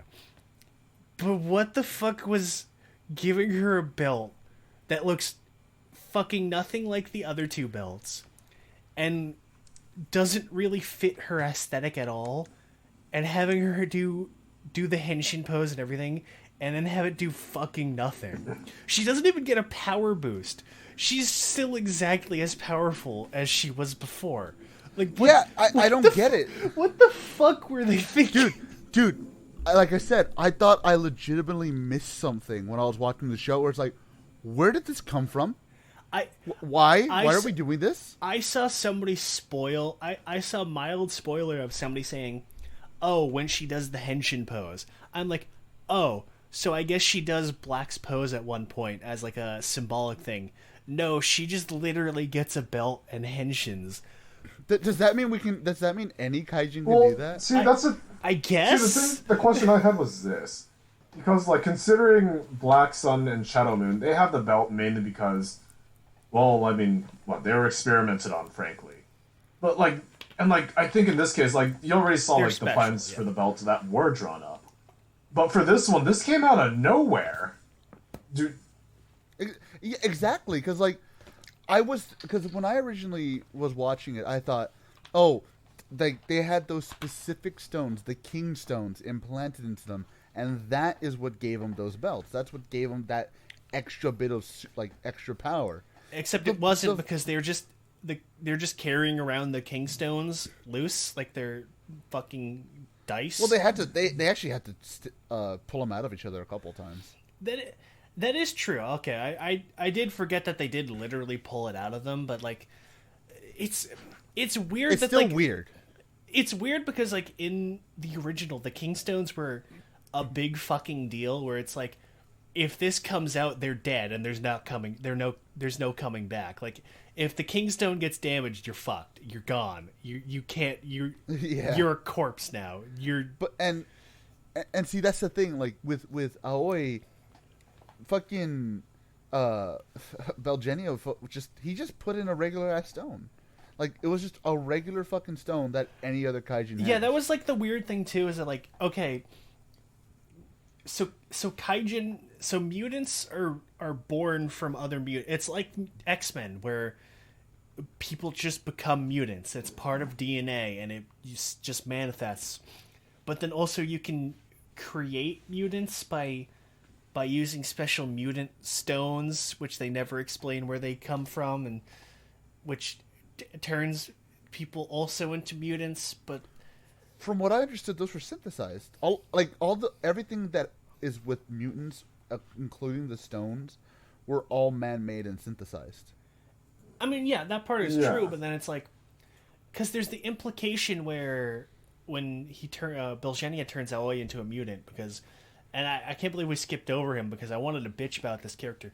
Her friend Nick fucking betrays her because he wants to become a kaijin, which, I don't know what the fuck they were thinking with that plot line, but there's a quick line of Biljani. It's like, I don't want to waste this important resource on, a nobody. I'm like, okay, so I guess turning people into mutants is a limited resource, but apparently he just turns into a otherwise kaiju later, just off screen.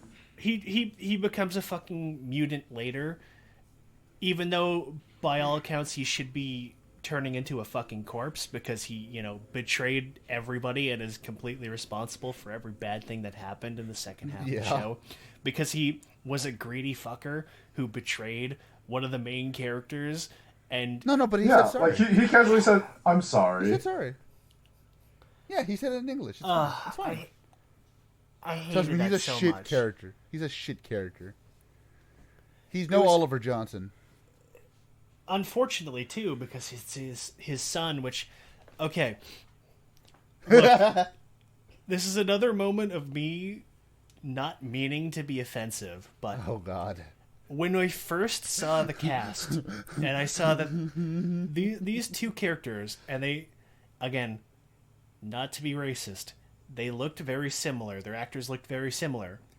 My immediate reaction was, these two characters are related. And through the entire show, I'm like, they're going to reveal that these two are related somehow. And it was strictly, entirely because they were both black. And I knew that was not an okay thing to be thinking. And I knew that was not an okay thing that I should be... that is a stereotype. That is not something that I should be expecting. But then they fucking did it. Then they actually did it. I'm like, okay, well, once again, my horrible thoughts are validated. Well, no, this is because Japan's just really predictable. Yeah. It really is. It kind of was. Okay. So, in terms of that, though, in terms of him being a shit character, again, it just comes to me when I think about it, where it's like, when you think about the stones and everything, one, are they actually man-made? Because if they're actually man-made, then they can just make more. Or if they're just really that limited, then where the fuck do they come from? Or what even gives them their power? Or it's so weird, because you have these concepts that usually I wouldn't even really give a shit about, but then you have somebody like Aoi who gets a fucking belt, and immediately I'm like, okay, now you have to explain this to me, because why the fuck does she have a belt? Like, you know what it is, Jay? It's like hazard levels again. Yeah. Where if you never mentioned any of this, if you never mentioned a single fucking bit of hazard levels, most of this wouldn't be a problem. But the moment you bring that shit in, and the moment you start saying 1.5 or whatever the fuck, I start thinking, what the fuck? Like, and then again, Aoi gets a belt and doesn't change anything about her appearance, and it's like, oh, well, we're here now. I guess it's Black RX, only it's Aoi RX? I guess so. What's her rider name? Fucking Eclipse Woman? I hope it's not Eclipse, because that's my OC's name. It's too late. Fuck. I guess she doesn't count as a writer because they're just calling her Mantis Mutant still. So. Well, I don't know. We'll see. Come in the next, or no, actually next few weeks, actually, with the Tamashi event coming up. So. So with that being said, and again, well, we talked about the suits. The gore in this show is fucking ridiculous. The action, like, guys, oh my god. The action in the show is brilliant. I love the fight scenes. They are so well done. They are very unique for Kamen Rider, because it's a very Hollywood style kind of fight, but it's in the sense that it's very fast paced, very it's not actually focusing on the fight, it's more focusing on the speed and the weight of the fight, where the actual combat is kind of secondary to the spectacle of it almost, which is I'm kind of not really giving it high praise there, I know, but it really is really good action. I was gonna say, in some cases, and I know it's a writer show, guys, fuck off, but in some cases, it feels kind of realistic because there's a few points where they're throwing punches and kicks where you can almost see like they trip up a little bit, and they leave it in on purpose where they, in a real fight, so fucking flips and kicks aren't really gonna do a whole lot. Sometimes it's just dirty getting on the ground punching the shit out of each other. Yeah, yeah. They really show the weight and the momentum behind the action too, and especially when you get to like when you have the fights between like the non-riders, like in episode I think it was 4 when Kujira, the whale mutant, fights Aoi's dad, who's become a crab mutant. Like they're just basically two normal dudes having a fight. It's a very sloppy, it's deliberately poorly choreographed, and that makes it feel very realistic in a way. It's like it's a very for lack of better words, it's a very dirty or really messy fight. Honestly, you could even go into when Kujira fought Kotaro, where it's like Kotaro obviously knows how to fight, Kujira doesn't. And Kotaro's just kind of like, he's just kind of styling on him, like, all right, get out of my way. I'm pushing you around. I'm punching you every here and then. But none of his punches look like he's putting a lot of effort into it. He's just kind of doing it to, like, discourage Kujira. Like, all right, dude, I can kick your ass. He's very ambivalent in that fight, where he's just kind of, like, lightly brushing him. He's just kind of, like, giving, like, 20% of his energy. He's not really even trying because he knows that he doesn't have to, and he doesn't want to beat him to a bloody pulp, and he's just kind of embarrassed to be in the fight. Yeah, it's again, it feels very realistic. And again, I know that's not the word we should be. You know what? Let's just say grounded for the assholes out there. I will say that the gore is definitely realistic in this show. My god. The gore is insane in this show. A friend of mine told me, he's like, he watched the first episode, and it's like, yeah, it's like 5 times as gory as Amazon's ever was, and it's way better looking. I was like, I'll hold you to that.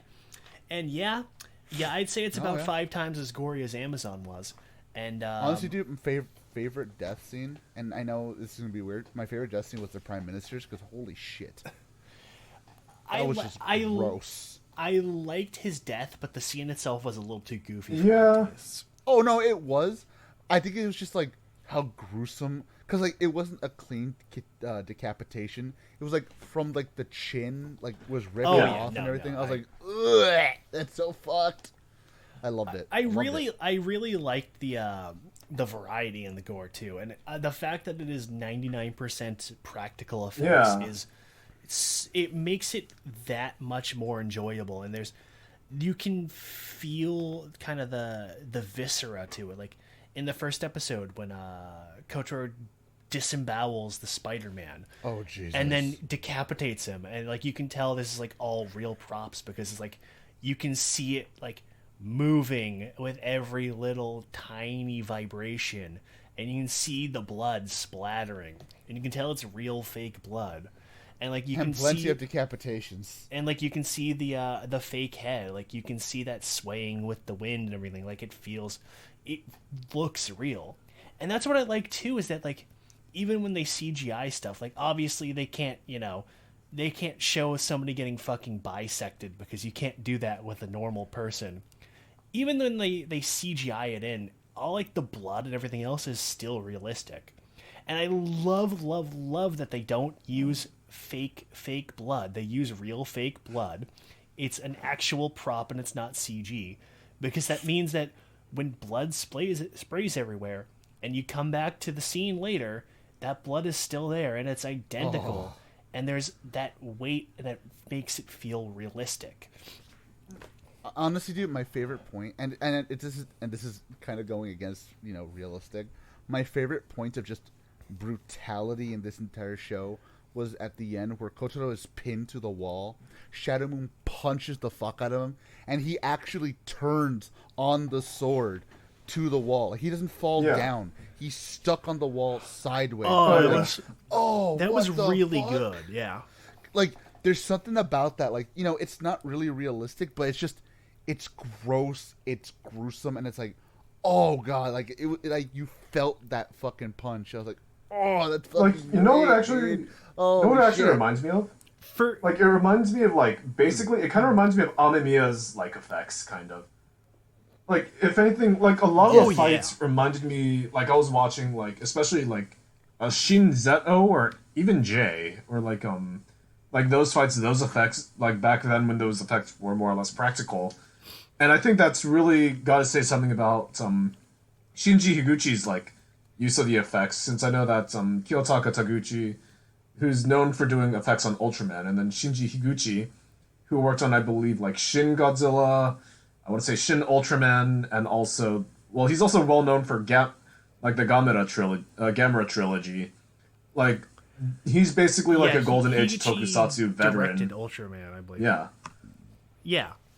I mean, Taguchi, he's no stranger to the show. Yeah. He did Zet. He did Unfix, as we know. And AJ was telling me earlier that he really was feeling the Unfix vibes with that, too. And it's very noticeable, too. I kind of had that same vibe. And that's no bad thing. No, absolutely not. It feels like what he was doing with Unfix, you can tell he's carrying over to this, but with a budget and I don't want to say more constrained vision, but with a clearer vision. Yes, And I can definitely see there was that. something else I was gonna say. I don't. Oh yeah, for me in terms of the gore, I think my favorite was the aforementioned fight between a whale and crab, because you just have whale just like literally peeling apart the crab, like breaking the shell, and you can see like the blood spraying out. Like when he tears off his arm, you can see like the tiny little bits of crab meat hanging off and the tendrils and everything. And like when he's peeling off his skin and like ripping open his stomach, you can hear like the cracking of the shell, and you can see like the torn ligaments and the underlayer of everything too, where the meat would be. It's visceral in a way that makes it feel realistic without being like gross out or being on like a gore slasher movie where it's just like blood and guts. It's more violent than Amazon's was, but it's also more mature with it, because with Amazon's it was definitely like blood, guts, gore, just for shock value's sake. And here it's done with a purpose, I guess is the best way to say it. It's done meaningfully. Sound like I'm huffing my... Yeah. No, yeah, that's exactly what... It's kind of like what I was saying earlier about how this whole show was pretty much shot. It's like, it's shot competently. It's shot, like, meaningfully. Like, not to say that Rider isn't shot, like, incompetently, but it's like, you could definitely tell, it's like, yeah, no, this is what happens when you give Toei a proper budget and a proper director that knows what the hell they're artistically 100%. doing.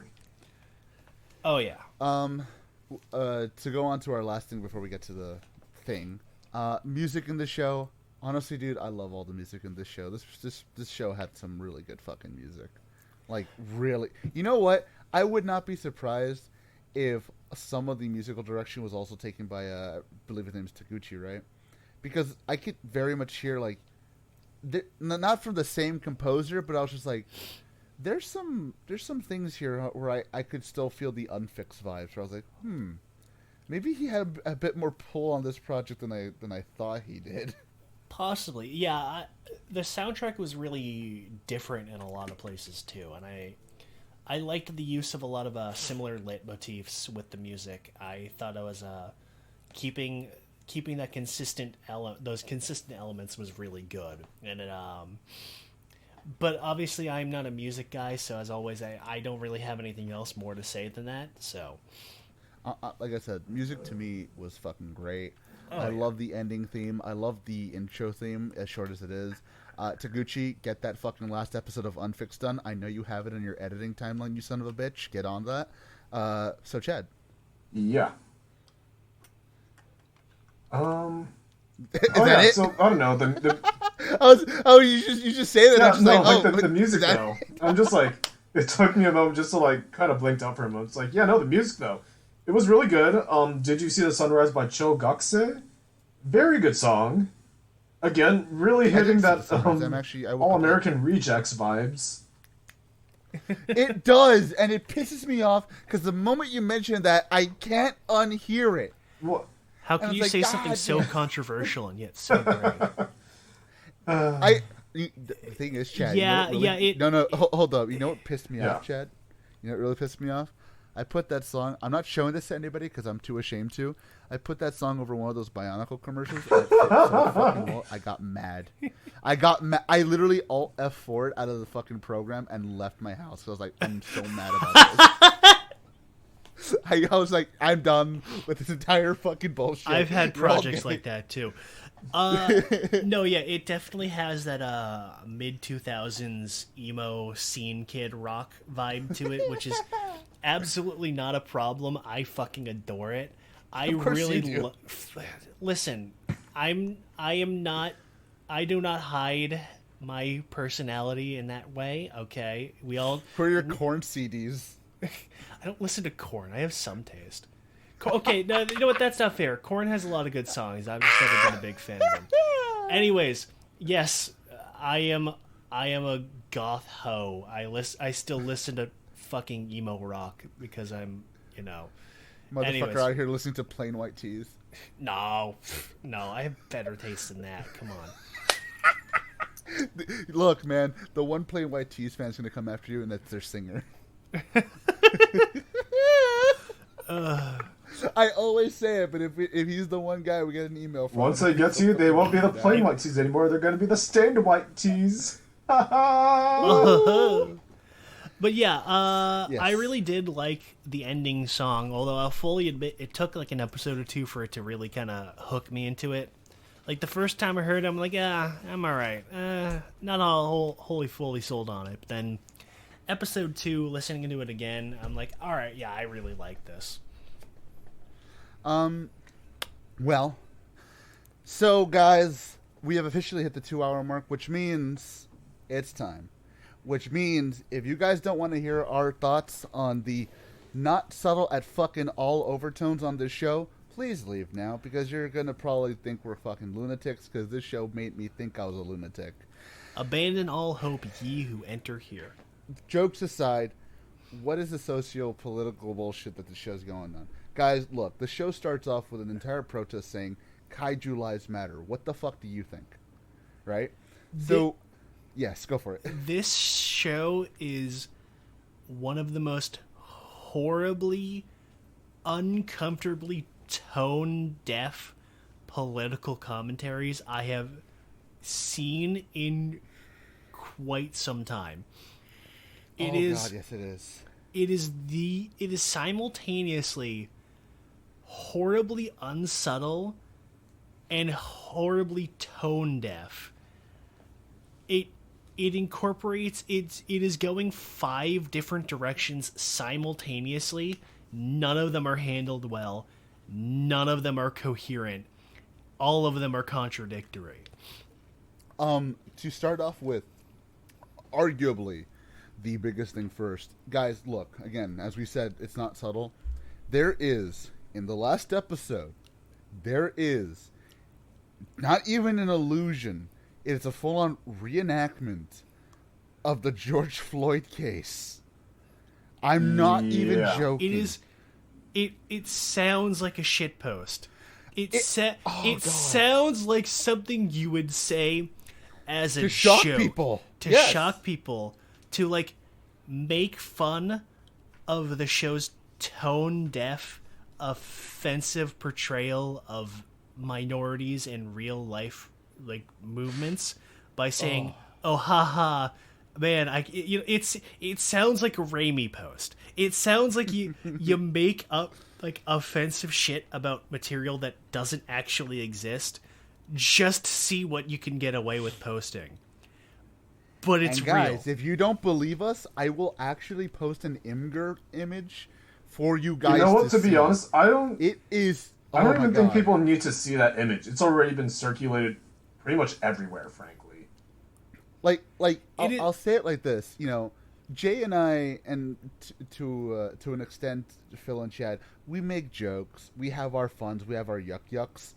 When that came on screen, I didn't know how to feel. I didn't know if I should laugh, be offended, or just be like, you know what, guys, I don't think we're going to do this review tonight. I think I'm going to bed.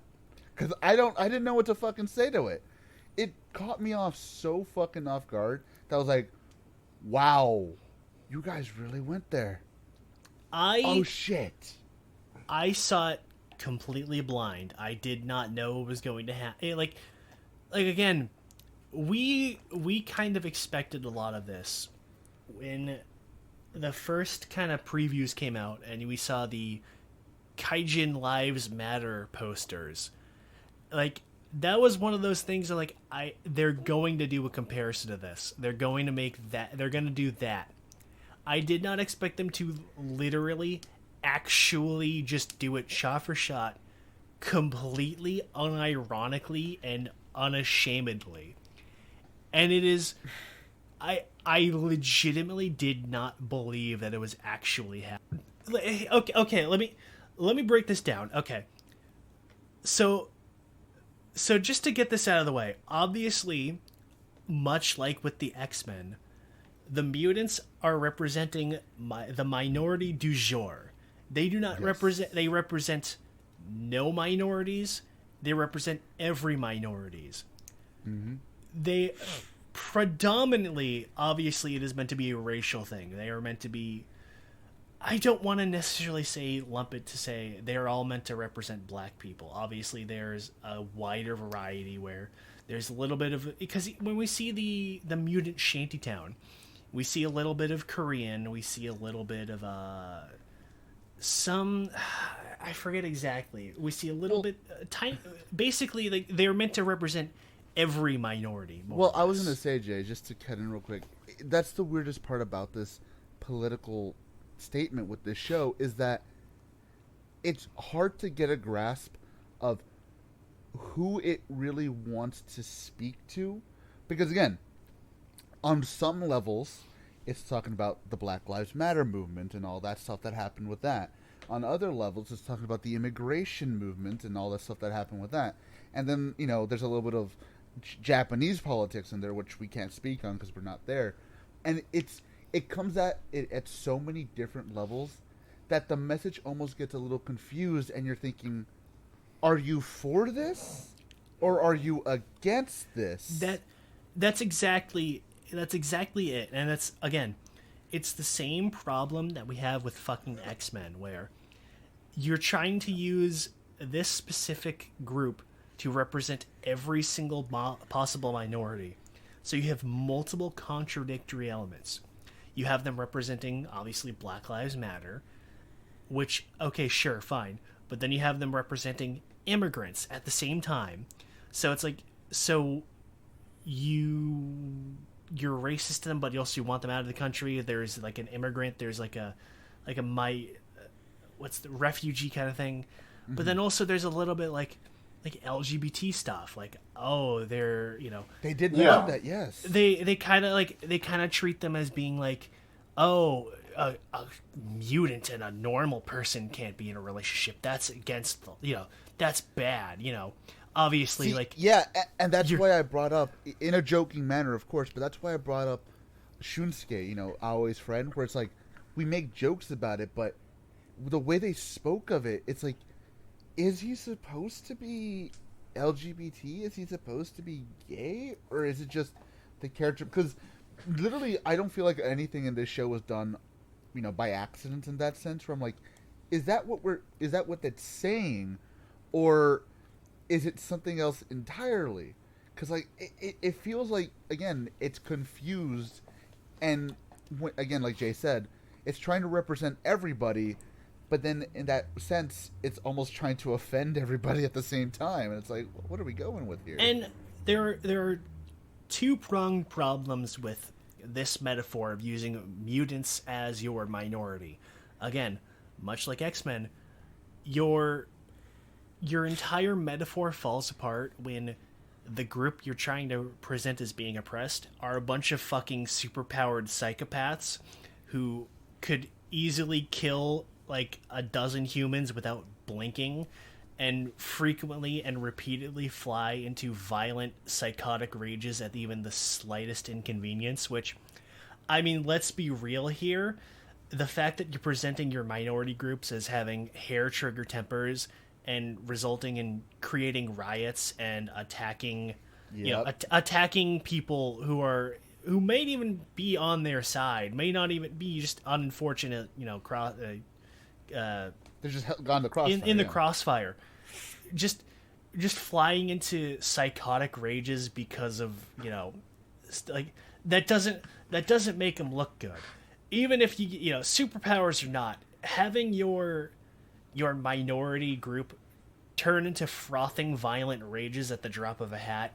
I don't know, fam. I mean, I know like,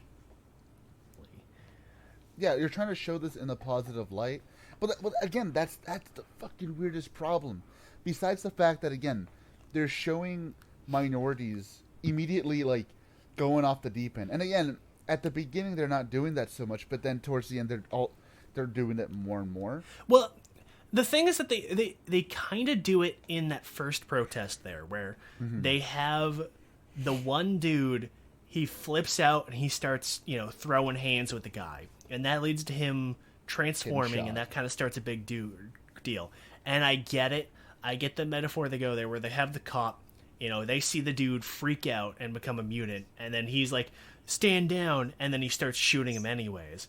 And then he starts shooting random civilians in the crossfire and stuff like that. Which, I don't know what the fuck they were trying to go for with that. Like, I get it. We're like, oh, he panicked. But, like, it doesn't quite work the same as being like, oh, a cop shot an unarmed guy because he thought he was violent or whatever. Or because it doesn't work when your victim is a fucking superpowered monster. It just doesn't work. And the second problem, and the bigger problem, is that your metaphor further falls apart when you are also simultaneously depicting actual real world minority groups being oppressed at the exact same fucking time as your minority group. There's literally, at one point, we are straight up told that Donami, the prime minister, is having the gays, the minorities, the elderly, cripples, all these people being rounded up and fucking imprisoned to turn into heaven to feed the mutants, which they are further fucking oppressing. It's like, what the fuck? Like, it sounds like I'm fucking making this up. It sounds like okay, so like they're kidnapping people to turn into mutants so they can sell them for profit. Okay, makes sense. Mutants are being oppressed by normal people because the government is kind of fanning those flames and creating a false divide. Okay, I get that message too. But then also the government is oppressing LGBT people and, other minority groups simultaneously to use them as a fuel source to make their mutants more powerful for no real particular reason. Like, fucking what? That got me really heated too. It was like, so I'm supposed to root for this fucking minority group that are actively fucking murdering and feeding on people who are actually in real life being oppressed and having horrible things happen to them. Like, fuck off. Like, no, I'm not. I can't be sympathetic to fucking cannibals. It's not even like with, like, again, I say cannibals. It's not like with fucking Amazons, where all of the Amazons were mindless cannibals who ate people because they were fucking lab rats who didn't. They were fucking bioweapons. Like, not every mutant here is eating heaven. Not every mutant is eating people. But the problem is that, like, we have this super drug that is highly addictive that all mutants want because it makes them more powerful, but it's also made of fucking people. That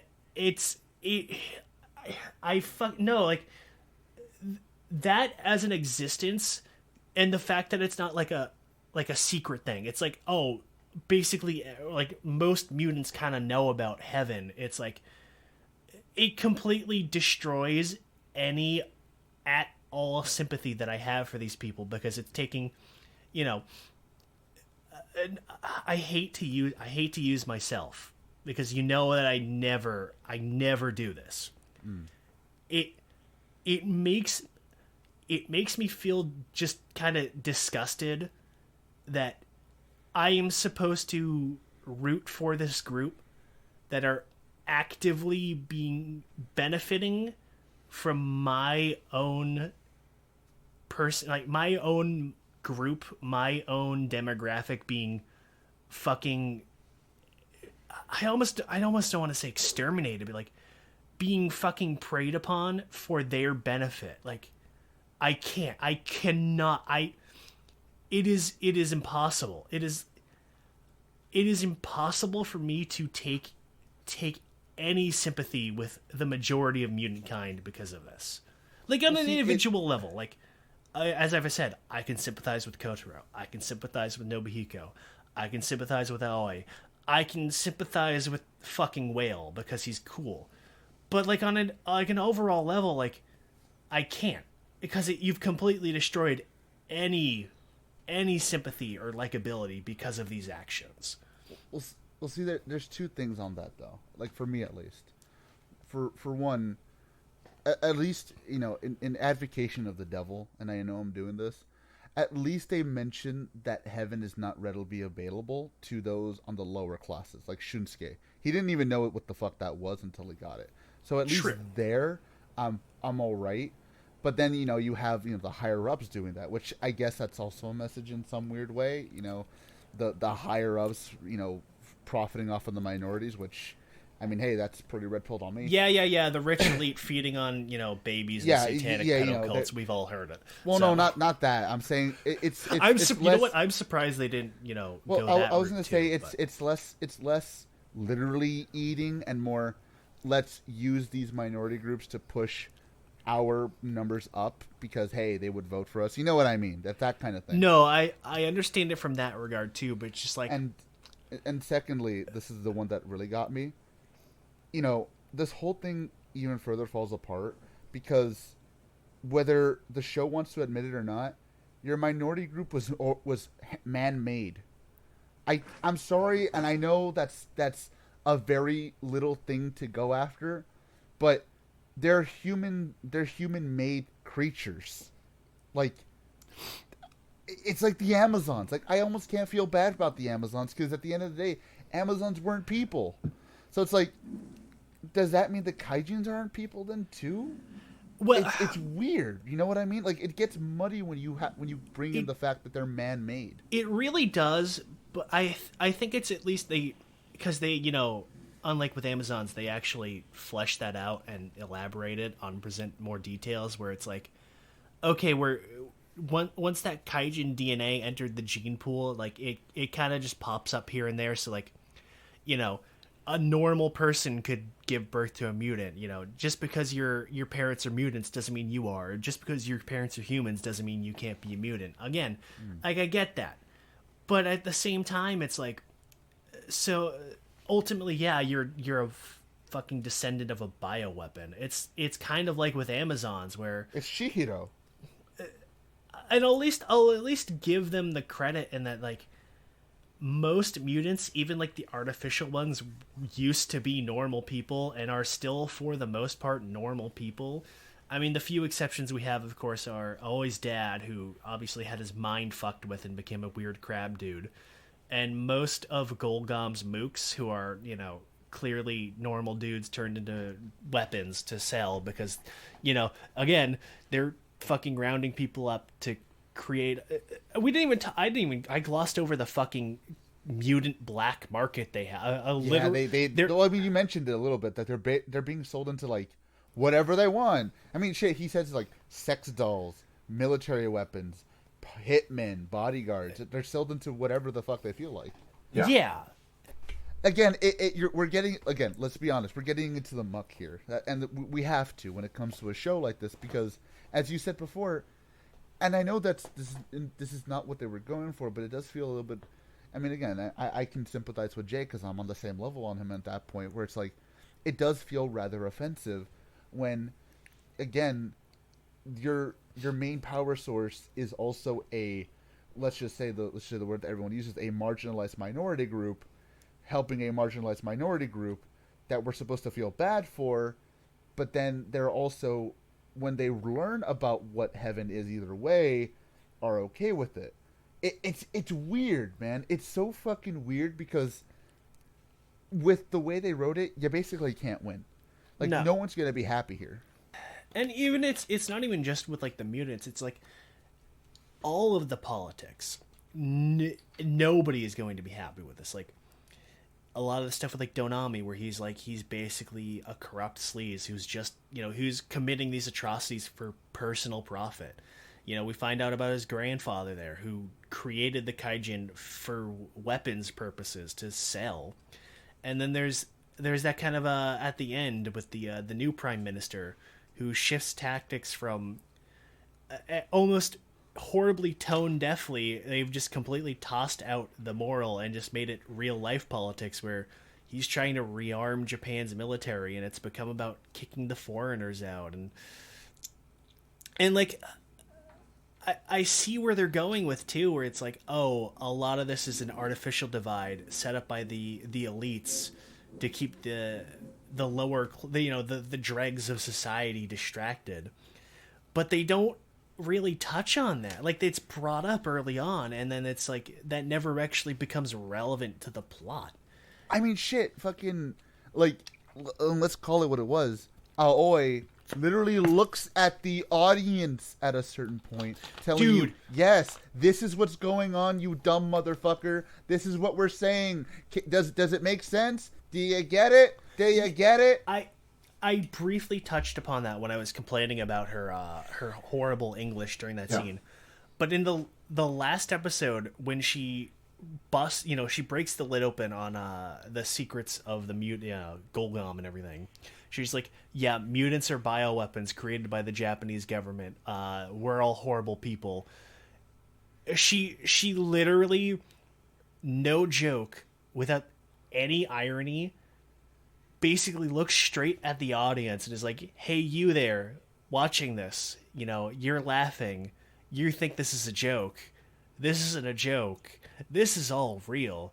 And then she goes on a very long, very horribly delivered rant about basically summarizing the show's message and morals to you, except it's barely a summary because the show's fucking morals is all over the goddamn place. It just... She's saying the moral that the writer thinks it's saying. She's basically looking at the audience and being like, if you don't understand what's going on, this is all meant to be real world stuff. Pay attention. And it's just so clumsy. And it's weird. It's even weirder because, like, again, it's literally the writer of the show going, do you get it? Do you get it, kids? Do you understand now? And it's like, no, I don't. Because you've thrown me into so many different directions. I don't know if you're telling me to save the Kaijin or to lynch those motherfuckers up by a goddamn string. I don't get it anymore. Please explain it to me like I'm 5, because you can't explain it to me like I'm 5. It's weird, man. And again, it's to the point where I'm sitting there thinking, so are the Kaijins good or bad? Do I hate them or do I want them to live? I don't fucking understand. It offended me. The political, the socio-political stuff, the discussions of the minorities, and just the way it's treated using real world symbolism and everything. I was legitimately offended. And to reiterate, to make it clear, Jay was offended by something. Actually, you know what, Chad, me. I was gonna say, Chad, because Jay and I, we've gone on to it. Like, what does it say to you at this point? Because, like, with all this, because I want to hear it from on your side of the spectrum, essentially. I kind of hate having these conversations to really speak into terms of like, oh, hey, yeah, this is kind of how the world is at this too. point. Yeah, this is just real world. This is just a reality that we live in terms of these things.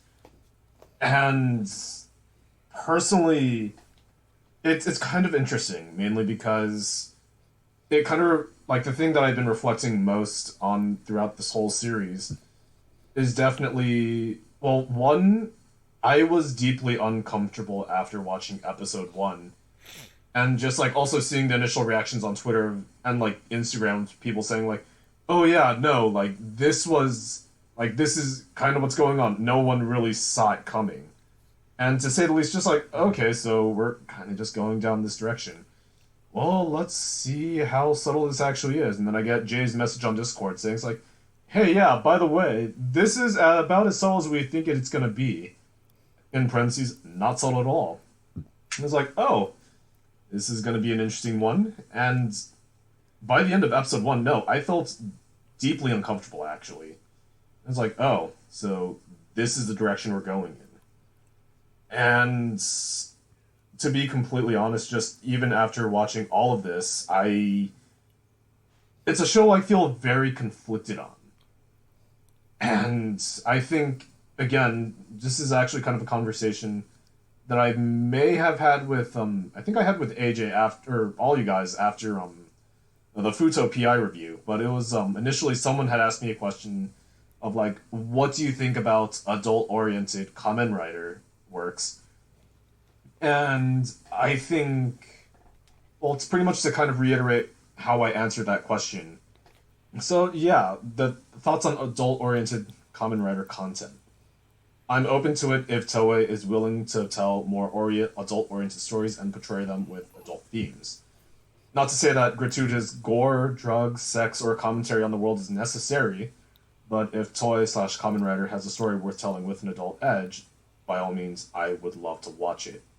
However, if more gore, drugs, sex, or political commentary without any goal or aim constitutes a show as being more or less adult, instead of the storytelling, then, if anything, I would say it's very unnecessary, and it takes more away from the idea of being adult, and honestly being more juvenile instead.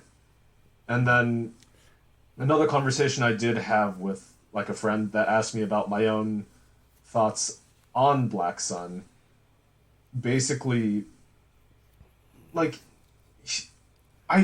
it's like what we've said. We don't know what Shiraishi Kazuya is doing in terms of the story he wants to tell. Because initially, the people that were working on this in terms of, like, a script writing or story sense, and also directing, are two very big Japanese, like, people within the Japanese film industry. Mainly a director who basically knows what the hell he's doing, and also a screenwriter who's never, ever done tokusatsu in any way, shape, or form, but he's apparently known for doing, I believe, the way that the advertising and all the press releases, I guess portrayed it was as like, oh yeah, no, he's known for doing very, very human dramas, or this would be a controversial reboot.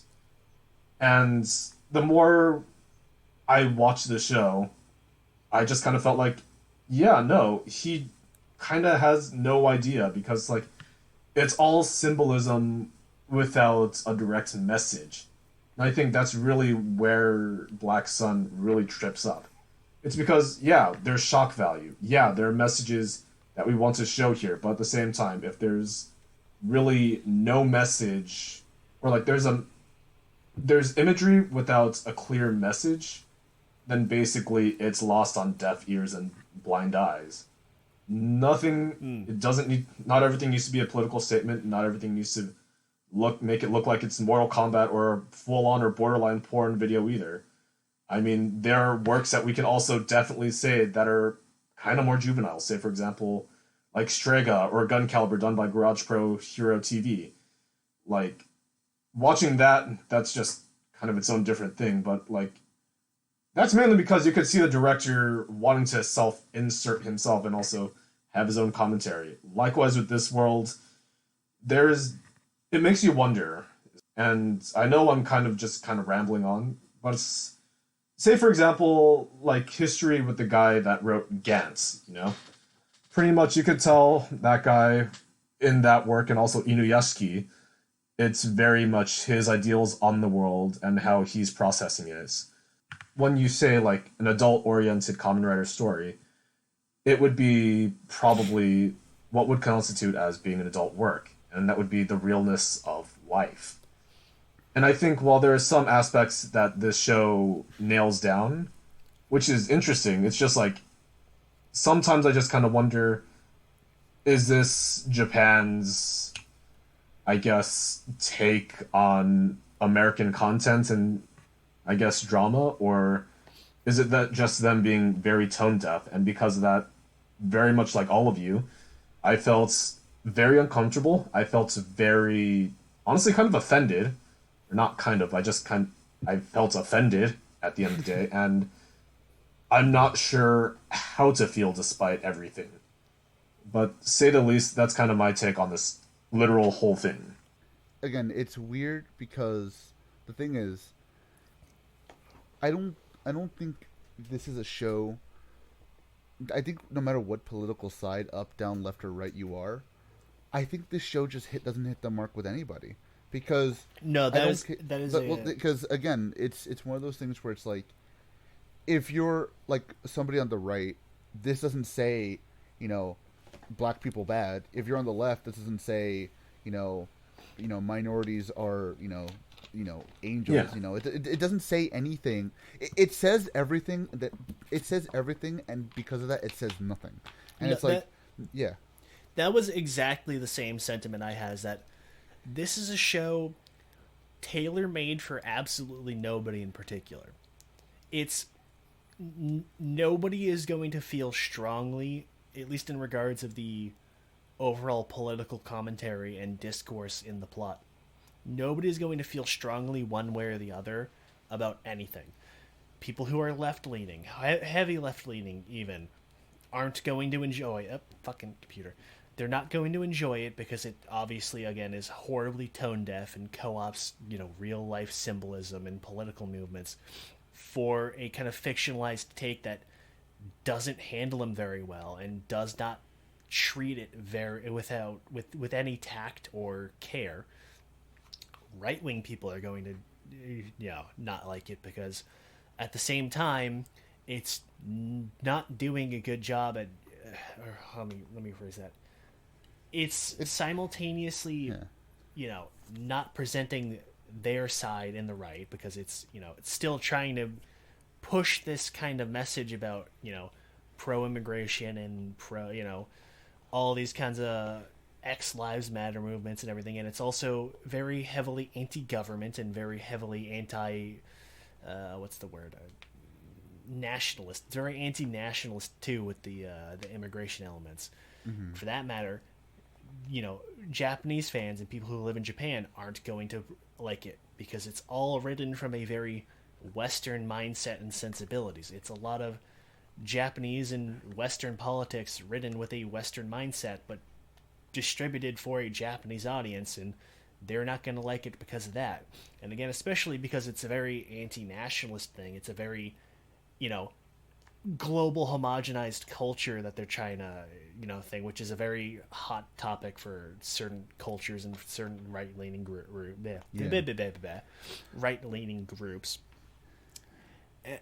Kamen Rider fans are not going to really be for it. Hardcore fans aren't going to be for it because it's bogging it down with not even thinly veiled. It's just real world, current day, hot topic discussions that are festering within what should be a really entertaining Kamen Rider series. Yeah.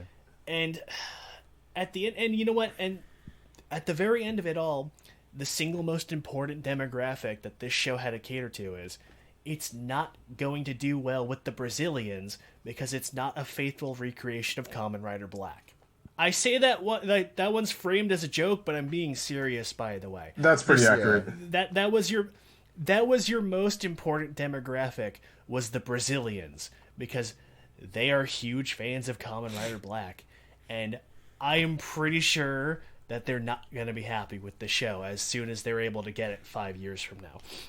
The thing is, and this is like the biggest thing for me. The thing is that when you make a political statement with a show, and I'm not going to say, because if I say this, Twitter's going to be all up in arms. But I'm not going to say politics have no right and writer, because I mean really in a way they really don't. It's not really supposed to be that at the end of the day. If you're going to make a political statement, I don't give a shit what side you're on. If you're going to make a political statement, make a fucking political statement. But make it in a way that tells me what you believe in. Tell me what side it's in. I don't care how you do it, as long as you at least have the fucking chutzpah to go full force with it. The same. That's why people can get into Star Trek. Star Trek has a very obvious political message, but at least it's done in a way, and tactfully in a way, that I can still watch it whether or not I'm on left or right. But with this, it's like we've been saying, like, I don't know how many fucking times at this point. You're pandering to everybody, so you're pandering to nobody, and your voice, you're trying to spread your voice all around, and no one's gonna hear it. Because what the fuck? At the end of the day, what the fuck is this telling me? That Kaijin lives matter only up until a certain point, because the higher up of the Kaijins eat gays and old people. So that means we should be for the gays and old people, because the kaijus kill them to eat them. But then what about the good kaijus? But then they'll eventually go into that, and then eventually we get to the ending with Aoi basically making a terrorist group anyways. So where the fuck is the fucking message? Who do I root for? Who am I supposed to feel that I'm on their side for? Because at the end of the day, I don't like any of these people. The only people I liked were Nobuhiko and Kotaro, and they're fucking dead. So what the fuck am I supposed to feel at this point?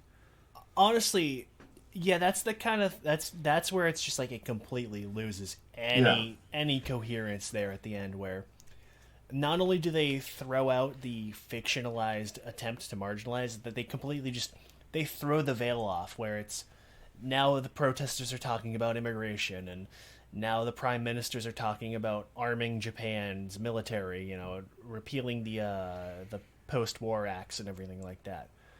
And it's like, okay, yeah, so all of this was for nothing, because now we've just moved on to the new thing to be mad at, which, again, sure, if that was framed better, if the idea of, this kind of hatred is just manufactured as a smokescreen, which, it usually is. A lot of the times, stuff like this, it's pretty manufactured just to create a deliberate divide. That's just how it's been for years now. It's always been that way, to really be fair, but it's been pretty obvious for at least the last 12 years. If that was kind of the message at the end of the day they were trying to do, then I think it would have been fine, but it's like, no, it's just, we've all moved on to the new thing. And then they completely destroy whatever tone they have, because Aoi has gone off the fucking deep end and become the fucking ringleader of a terrorist organization of child soldiers that she's training to fight the fucking government. Which, I mean, okay, I'll give him points for having the kind-hearted activist fall from her grace and get her morals corrupted to become a terrorist, because that is, relatively speaking, accurate to real life. But that is still horribly nonsensically tone deaf in your story, that it's like fucking Metal Gear, where Big Boss just like completely jumps off the deep end for no real particular reason. He's just insane and evil now, because why the fuck not? Honestly, I'd argue that it at least works better in Metal Gear than it does this, because they had more than one fucking show to do it with. At a certain point, you know what? That's fair. At least fucking Big Boss's fall into darkness was at least, better fleshed out, because it had more fucking time and it wasn't crammed into the 10 seconds of the last game. Oh wait, yeah, they kind of did do that in Metal Gear Solid 5, didn't they? Yeah. But still, you know what I mean. But the thing is, like, and like I said earlier, like I know Chad said earlier, like he doesn't even like really talking about this stuff. But with a show like this, you have to. Like, really, that's the suckiest part about this entire conversation that we're having right now. This is something that is not avoidable. This is not something like in, say, I don't know, pick whatever show that has a political message somewhere into it.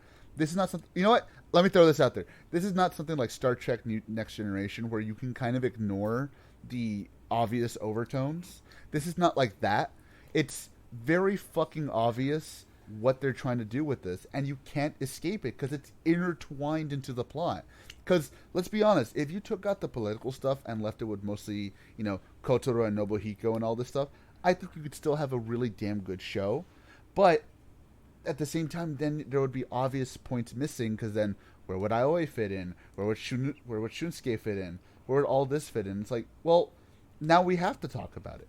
We have to. And I fucking hate that because it makes me feel like, well, we're forced to have to be political for once in our fucking life. And I fucking hate that because this is fucking Kamen Rider, man. I don't want to be political with Kamen Rider. I want to see motherfuckers kick a goddamn door down and blow up a goddamn monster. It has a good story, But no, unfortunately, no. We got to talk about Kaiju Floyd over here. Fucking damn it. I can't even necessarily say that, like, Kamen Rider can't be political. Hell, fuck.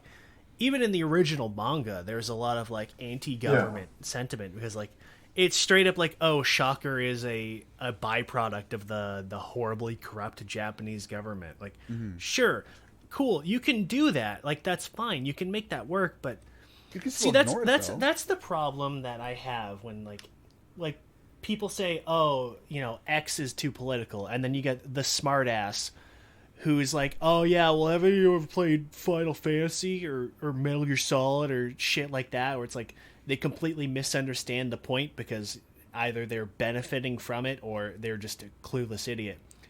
Like, 9 times out of 10, what people mean when they say X is too political is that I don't want to be playing a game and then have real-world, current-day politics that are already dated by the time the game comes out crammed into my face every 20 minutes. That's what it is.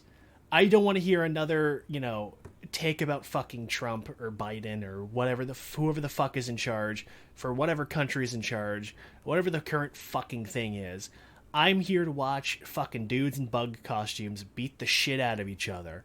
I don't want to hear about immigration policies or tax or the oppression of the LGBT or minorities or any of this fucking bullshit because I already hear it from every other goddamn source. That's what people mean when they say something is too political, is that I want some fucking escapism. Don't drag the horrible nightmare that is reality into my escapism, please. This isn't this isn't fucking Final Fantasy Tactics 12, okay? A little escapism is okay sometimes, Marsh. You know what? And I want to say something fucking shocking because this is the best way I can say it to get people's attention. Everybody, and I'm saying this right now, and I don't give a shit at this point. Take it from the faggot beaner. I don't want to see this shit in my show. It's fucking stupid. And the way they do it was fucking offensive. That's the last thing I gotta say about that before we get into our final thoughts. What about you, Chad? I mean, hey, you know what, Jay? I had to throw it. Look, Jay, I threw it out there because I know there's going to be somebody out there who's like, oh, of course, the straight white men are talking about the minorities. Motherfucker, Phil's not try here, me. so you can't pull that card. I was going to say, just fucking try me. Actually, wait, no, Phil's Italian, so he's not white. Well, I was going to say, like, you know what? If you want to try that shit, anybody who hears... I'm sorry to interrupt you. Phil's going to be so mad that I said that. I was just saying, like, you know what? If you want to fucking try us with that shit, that we're all straight white people, fucking try it, motherfucker. Try it. Because I will fucking spit in your face. Because I'm sorry. Again, I think we've all said the exact same thing. This was all fucking really badly offensive. There you go, Chad. Yeah, thanks. Anyways, next week is Kiva. Man, what a fucking total whiplash. We go from I know, right? Kiva. Gosh darn it. Man, time travel abortion is gonna seem like a goddamn godsend. walk in the It's park. gonna be. Oh man, go for it. Yeah. Chad. Anyways, what else do I need to say? I've already said my piece of saying, like, you know what? Heck, this would already technically go into my final thoughts with this show. Like, I feel like I've course. kind of summarized pretty easily. Should I just go into my final thoughts with the show in general? Yeah, you know what? mean, just why jump not? right At this into it. point, I don't know what else I can really add on, frankly. Yeah, dude, jump right Okay, yeah, into it. thank Go you. for it, Chad. Okay, so yeah, overall with this show, again, I feel very polarized with this. On one hand, the action, the suit design, the music, it's all beautiful. The cinematography is done really well. The characters, likably good, likably evil, for those that more or less kind of matter when the spotlight's on them, mainly Kotaro and Nobuhiko, when it is a Kamen Rider show. But considering everything, especially the final episode, considering everything that's just basically happened with the show in general, again, it kind of brings me to my point of if there's a message that's kind of lost on deaf ears or blind eyes, or really no message that's kind of lost on that, then why add it in to begin with? It's like, was it really necessary? I mean, in some cases it's necessary, but really, why is that taking more precedence rather than the actual Bugman characters that we are here to learn about and love on even more? And I think it's a thing that I feel very reluctant in, I guess, recommending to people if they want to try getting into Kamen Rider for a first-time viewer, because mainly this show is going to offend people. It's going to offend a lot of people.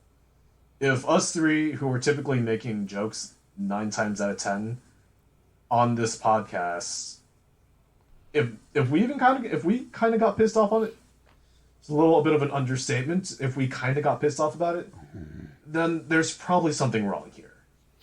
And I will still buy the merchandise mainly because I thought, again, everything else that was more or less Kamen Rider related was cool, was badass. Love the suits again. Love those figure arts. I have Shadow Moon pre-ordered. By the way, if you want to go pre-order Shadow Moon, go to premiumbandai.com or premiumbandai.us. Shill. Go pre-order. Hey, not a shill, not a plug. But yeah, no, like if anything, it's a reluctant recommendation. Do it at your own risk. But that's kind of my 2 cents on it. Yeah, no, very much in the same boat. I am hard pressed to both recommend it nor say to avoid it, because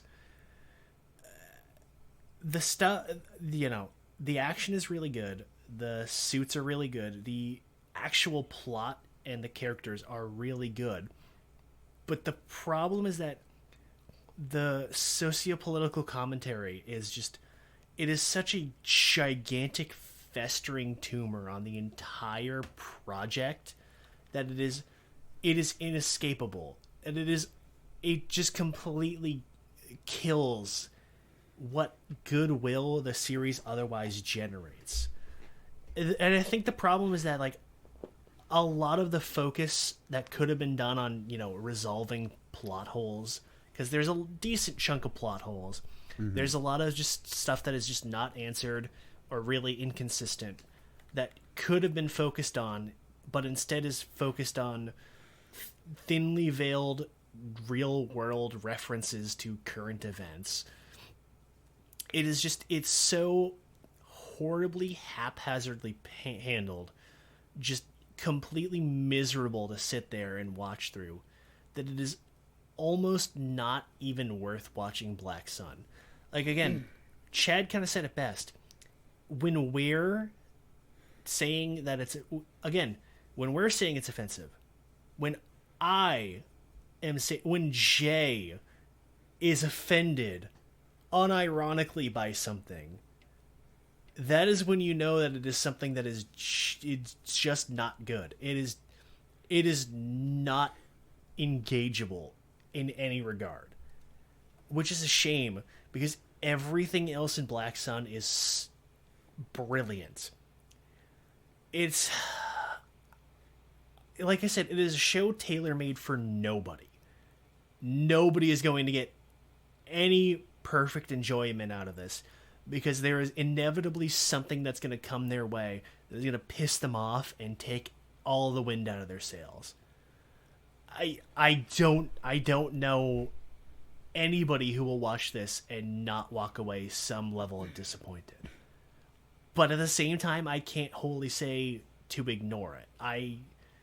It's almost something where you kind of have to just watch it yourself to really understand a lot of the criticisms and a lot of what we're saying and a lot of the themes. It's you can't get it secondhand. You have to watch it yourself to just kind of really understand why it's so bad. I'm pretty much mirroring the sentiment of these two, because the fact of the matter is, and you know what, I want you guys to do me a favor. Not you two in this call, and the guys listening.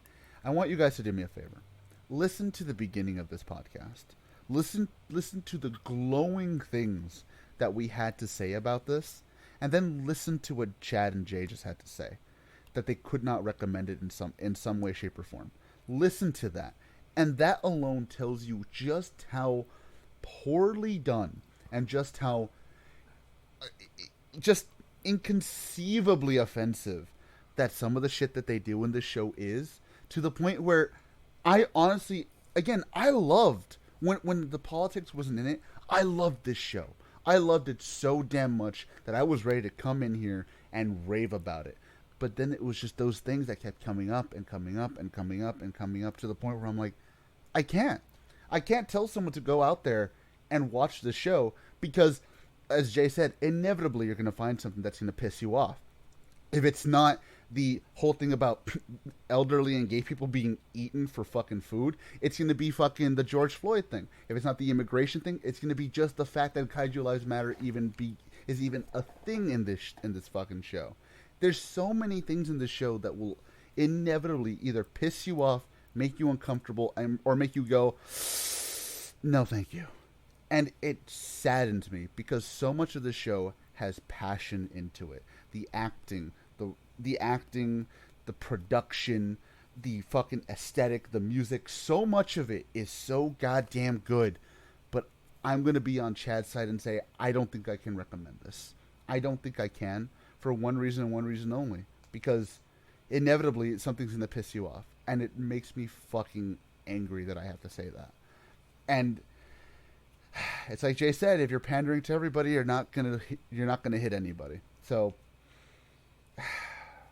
God fucking damn it, man. You know what? It's surprising to me, guys, that we've reviewed what? We've reviewed Ghost Sager, we've reviewed Koryuger, we've reviewed Saber, we've reviewed Ghost twice, we've reviewed Build.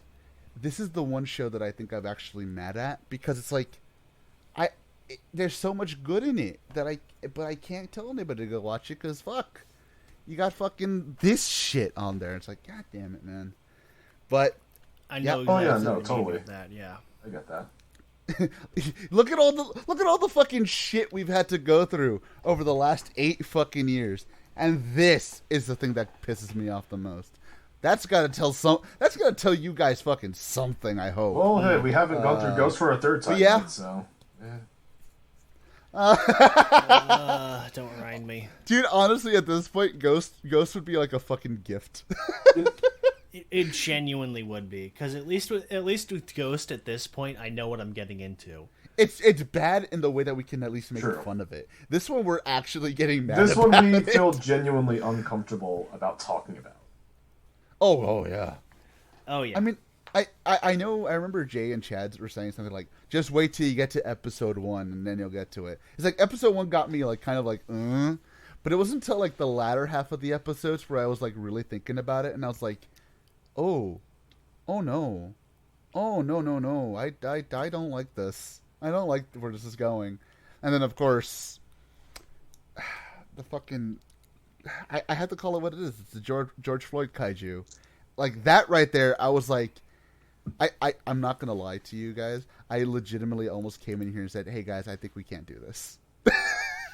Dude, I was like this close to saying, "I don't think we can do this." That was kind of my reaction too when I saw that. I was kind of like, there is no fucking way we can talk about this. There is just like we can't do this.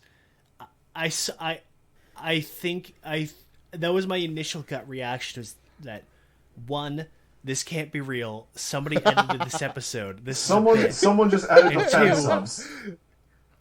I know, right? Somebody put up the subs, and like that was it. I was like, okay, so somebody fucked with the subs, and then he puts the knee down. I'm like, oh Jesus Christ, this is real. Oh no. Oh no. Oh no. I think I audibly was just like, oh no. Jay, you should have heard the gasp I let out when I saw that. I was like, fuck. We're fucked. We're so fucked. I'm not even that tone deaf. I wouldn't put something like that in. Like, if I wouldn't do something like that unironically, at the very least. Dude, fucking, you should have heard my reaction when Chad got in here. I just literally said, we're so fucked. We're so I literally had to ask, just like, are you okay? No, I mean, obviously I was playing it up a bit, but at the same time, it's like, my genuine reaction is just like, I don't know how... Chad made the joke before Jay came in. Maybe that's the reason nobody else is talking about this, because they don't want to deal with this bullshit. Honestly, at this point, I can't fucking blame them. Yeah, top that, Cast Stranger, you dope fuck. No what? Oh, don't tempt them. Anyways, I have a new headcanon now. This is basically the aftermath of Amazons. Because remember... It's all Haruka's fault. This is what happens when we didn't kill off all the Amazons, guys. Honestly, you know what? I'm fine with that. I'm fine with that as a headcanon. That would be the best headcanon. This is all Haruka's fault. What I want to know is, how the fuck are they going to make RX out of this? I kind of hope they don't. Oh, no. I really kind of hope we don't. I hope they don't either, but, like, I kind of want to see them try. Did they like, how the fuck are you going, like, well, first and foremost, like, Kotaro and Nobuhiko are dead, which, dead as fuck. Being dead didn't stop either of them in Black RX anyways. But, like, the only way I could think of it is, like, because it ends with them, like, trying to remilitarize the Japanese government. Children. Unless the Crisis Empire isn't aliens, but rather, like, the restored shogunate of Japan or some absurd bullshit like that. I don't because you can't fucking bring in aliens into this kind of shit. No, dude, what would be the best fucking shit if, like, Black Sun RX would just be like Metal Gear Solid 2. We just get, like, a Japanese, like, little Raiden running around. Oh, it's Pliskin. Oh my god, it's just Kotaro again. Iroquois Pliskin. Oh, that'd be so fucking base. Oh my god. No. I mean, okay, so, like, actual question. Have they even implied that they want to do RX after this? Oh god, no, not even. I don't even think they've even alluded to the idea. I don't think that's a conversation they've had, and I kind of hope they don't have that conversation. I don't think that's a conversation they want to have. I have that kind of, like, disgusting bile rising in me that is just, like, fascinated with the idea of how the fuck are they going to do a Black RX. And besides that, wasn't Black RX also a lot more lighter in nature? Black RX was a fucking comedy, like a deliberate comedy, unlike Black, which was an accidental comedy because, again, Kotaro's a schizo. Honestly, dude, at this point, I almost want to say, can we just review Black to get this out of our fucking way? We could. Like, at this point, it's we like, could easily just do that. We could. There's nothing stopping us. Besides that, like, Black is also coming to DVD. By the way, guys, hint, hint, wink, wink. Go pre-order that at some point, even though that's not done by. Where's our check, Chad? Where's our check? You might need to check for that. God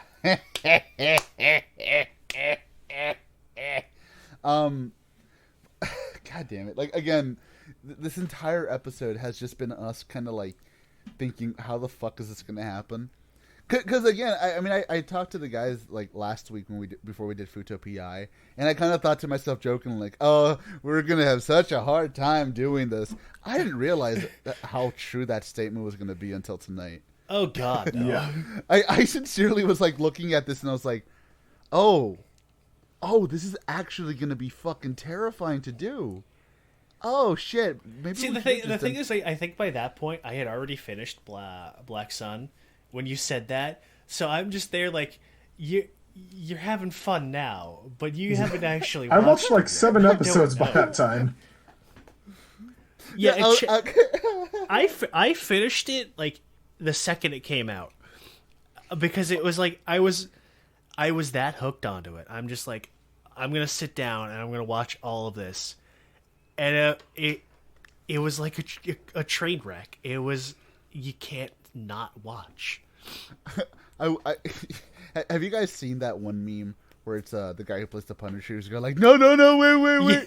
That was me the whole fucking time. Like when I saw the fucking neon, the kaiju, I was like, no, wait, no, wait, no. I was like, oh god, don't do this! No! Very accurate. Very accurate. Yes. Oh god. What a fun episode this is. Ironically, he says as we kind of just uncomfortably waded through topics. To be fair, Chad, I feel like every podcast has that one milestone episode. This isn't it, but god damn it, we tried. It'll That's be fair. close. It'll definitely be close. It certainly At least- isn't our first live episode. That's true. But yeah, I mean, look, nobody can ever say that Kamen Rider can't invoke discussion, even if it's discussion of how shit their fucking political statement was. So no one can say that. And also, I mean, I don't know. Discussion Yeah. about Kamen Rider usually involves how shit it is. So look, we're not talking about Ghost this week. No, the only thing I'm just kind of wondering is just yeah. like how did most of this get approved, anyways? Because like I know that like that's a legitimate question. Just like how did most of this get? Let's be honest, Yeah. Chad. Let's be very honest with this. I don't think Japan gives a shit. That's also very true. I am gonna say either one, Shirakura just said fuck it, or It doesn't even work there two, anymore. Amazon gave them so much money to do this that they were like, No. fuck it. That's my answer, is that somebody somewhere high up in the chain of command just said fuck it. Because okay, well, two things. First off, Shirakura's name, like looking through the wiki, is not listed anywhere. It was a Mori. Okay, second, this whole project was actually officially crowdfunded. That's I remember right, that. it was. We never meant. Oh well, we're mentioning it now. But yeah, I guess it was. Fuck. Oh Which wow. I guess would explain it then. I guess because there's no sponsors really. I mean, other than the fucking constant sponsors throughout. Like, God, that fucking Trader Joe's obvious paid advertisement was so fucking. I didn't even know they had Trader Joe's in Japan. They don't. They don't. They What? don't have them in Japan. Wait, what? She fucking brought those from America. She said that. Oh. Which makes it even fucking weirder that they Wait, put that what? in. What the fuck? That would be like me like bringing in like Mets for like Friends or something like that. That's so weird. That's so weird. I legit thought like, I didn't know they had Trader Joe's in Japan. I guess now I know they don't. That's so weird. Huh. Well, you know what? At this point, anything we do next is going to be amazing. So, you know what? I have an idea, guys. Oh, not Jesus for next, Christ. not for next week. I have an idea. Why not? We do something that'll actually make us laugh. Next time we're here, why don't we do a commentary on the Gaim Guidance? We've been wanting to do those for years. Hey, I actually enjoy those, sir. No, you don't. I enjoy one of the guidance.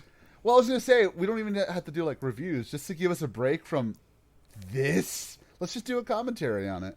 Sure. Fuck it. Yeah. I'm down with that. I'm game. I'm baller. We haven't done a commentary in a while, so fuck it. Let's just do that. Cause again, like what is it? This is coming out hopefully today's the 9th because it's already 12. Hopefully this Friday, so the 11th. I don't know. We'll find out when we do that. They're just commentaries, anyways. Yeah. I don't know what we're gonna review next time because I don't know about you guys, but this scares me to even put out.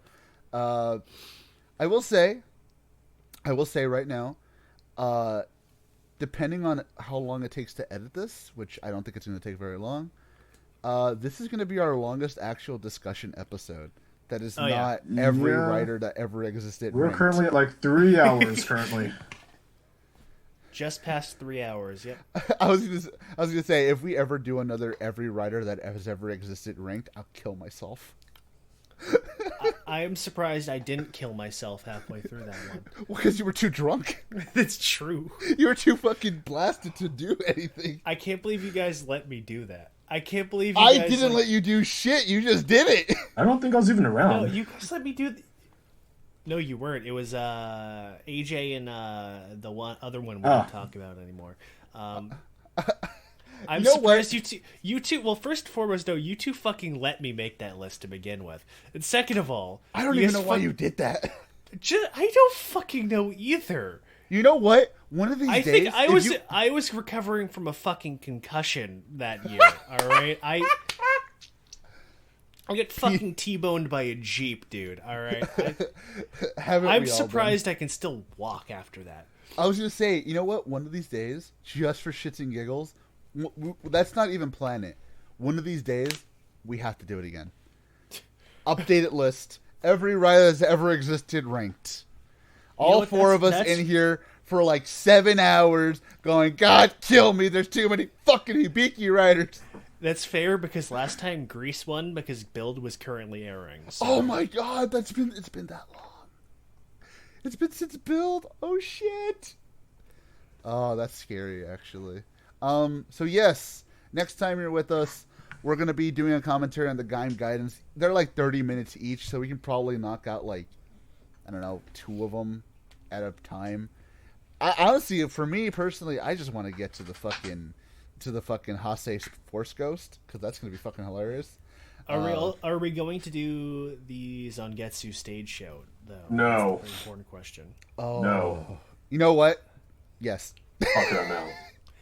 Chad loves the Zangetsu stage show. I am down for doing it, but I know because it makes Chad angry, I will defer. But you know what? We'll have to ask Phil because he's the He's a theater guy. Weirdo. So he.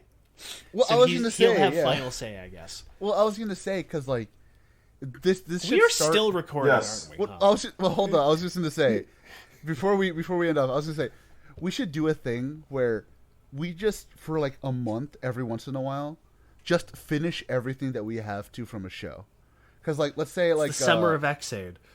Like with Xade, right? We do all the movies and the V cinemas, which oh my God, actually. That's right, Takahashi's going to keep adding to that because he's a piece of shit. He keeps adding to fucking Xade, you motherfucker. Or dude, I can't wait for Laser to show up in Geats. If he no, Jay, it's going to be Gem because the whole thing is going to be a Gem game. I'm going to be so mad if I'm right. If Dan the Man shows up in Geats, I'm gonna fucking go kill Takahashi and make him eat that fucking Rick and Morty shit. No, he's too busy going off on a buddy adventure, throwing yen at each other with Thouser. No, dude. Oh, that's right. Do y'all remember that fucking theory that apparently like people are thinking, oh, the game that Geats is just like inside one of Thouser's dog's head? Oh, that'd be amazing. I would love that. Oh, but yes, okay. Yes, but every once in a while, for like a month, we'll do like everything that we have left over from a show. Like we did Build, we do the 2 movies, and was it just 2 V cinemas, isn't it? Yeah, it's just 2 V cinemas. Okay, we're in the clear. Okay, so there's. I guess also Rogue if we want to, which Rogue. It kind of sucks, so it's not worth it. That's fine. We're in the business of laughing at things that suck. Oh, not this time. So yes. So next time we meet up here, we'll be doing the Gaim soccer movie, because fuck you. God, that movie's going to suck ass. You know what? At least that one's bearable. At least I could sit through that one. Yeah, because at least that isn't fucking the fucking 15 writers, because that was just boring as shit. Yeah, so, alright, so yes, next time we meet up here, we'll be doing the Gaim soccer movie. I don't care what it's called. It's the Gaim soccer movie. Shut the fuck up. So, That's been Jay. I am going to go eat some heaven. Actually, you know what? One last closing question. Would you guys eat Heat Heaven, yes or no? Yes. Okay, no, considering the fact that Kamen Rider, the Kamen Rider Cafe is actually giving out Heat Heaven, I'm down to try it. Oh my God. Because, like... You know what, Jay? The way they describe it sounds really good. Yeah, it's like a... It was like lemon, blueberry, apple, and it was like tapioca pearls, Yeah. I think. Or like, from... You know what, Jay? Like, it's apparently made of, like, blueberry jelly, lemon jelly, apple preserves, I think, and, overall, it actually sounds really good. So. Ooh. Well, I was going to say, Jay, I know why you didn't ask yourself that question, because you've already eaten your fair share of game in your time anyway.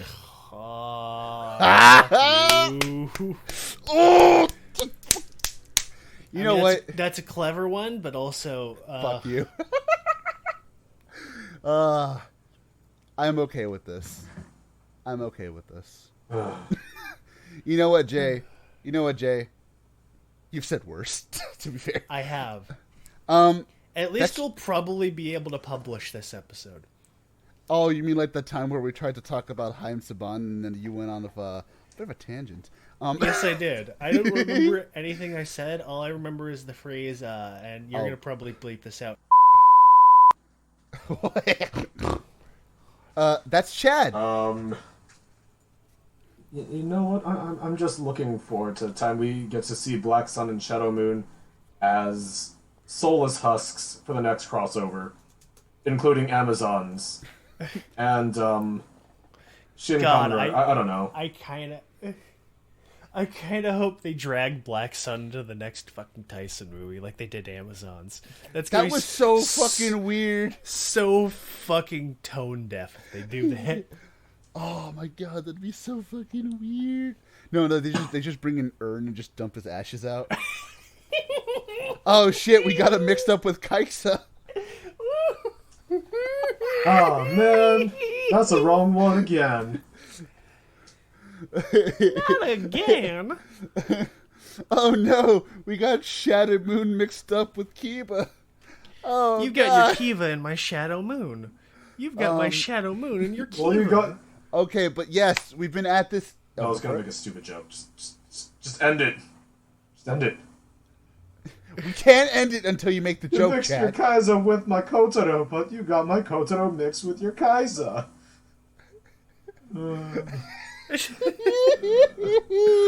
So, with that being said, we've been at this for almost 3.5 hours. I know it's 3:15, but shut the fuck up. I can tell time. But yes, we've been almost at this for over 3 hours. That's been Black Sun. We'll see you for Soccer Movie Fruit Man. Bye. Goodbye.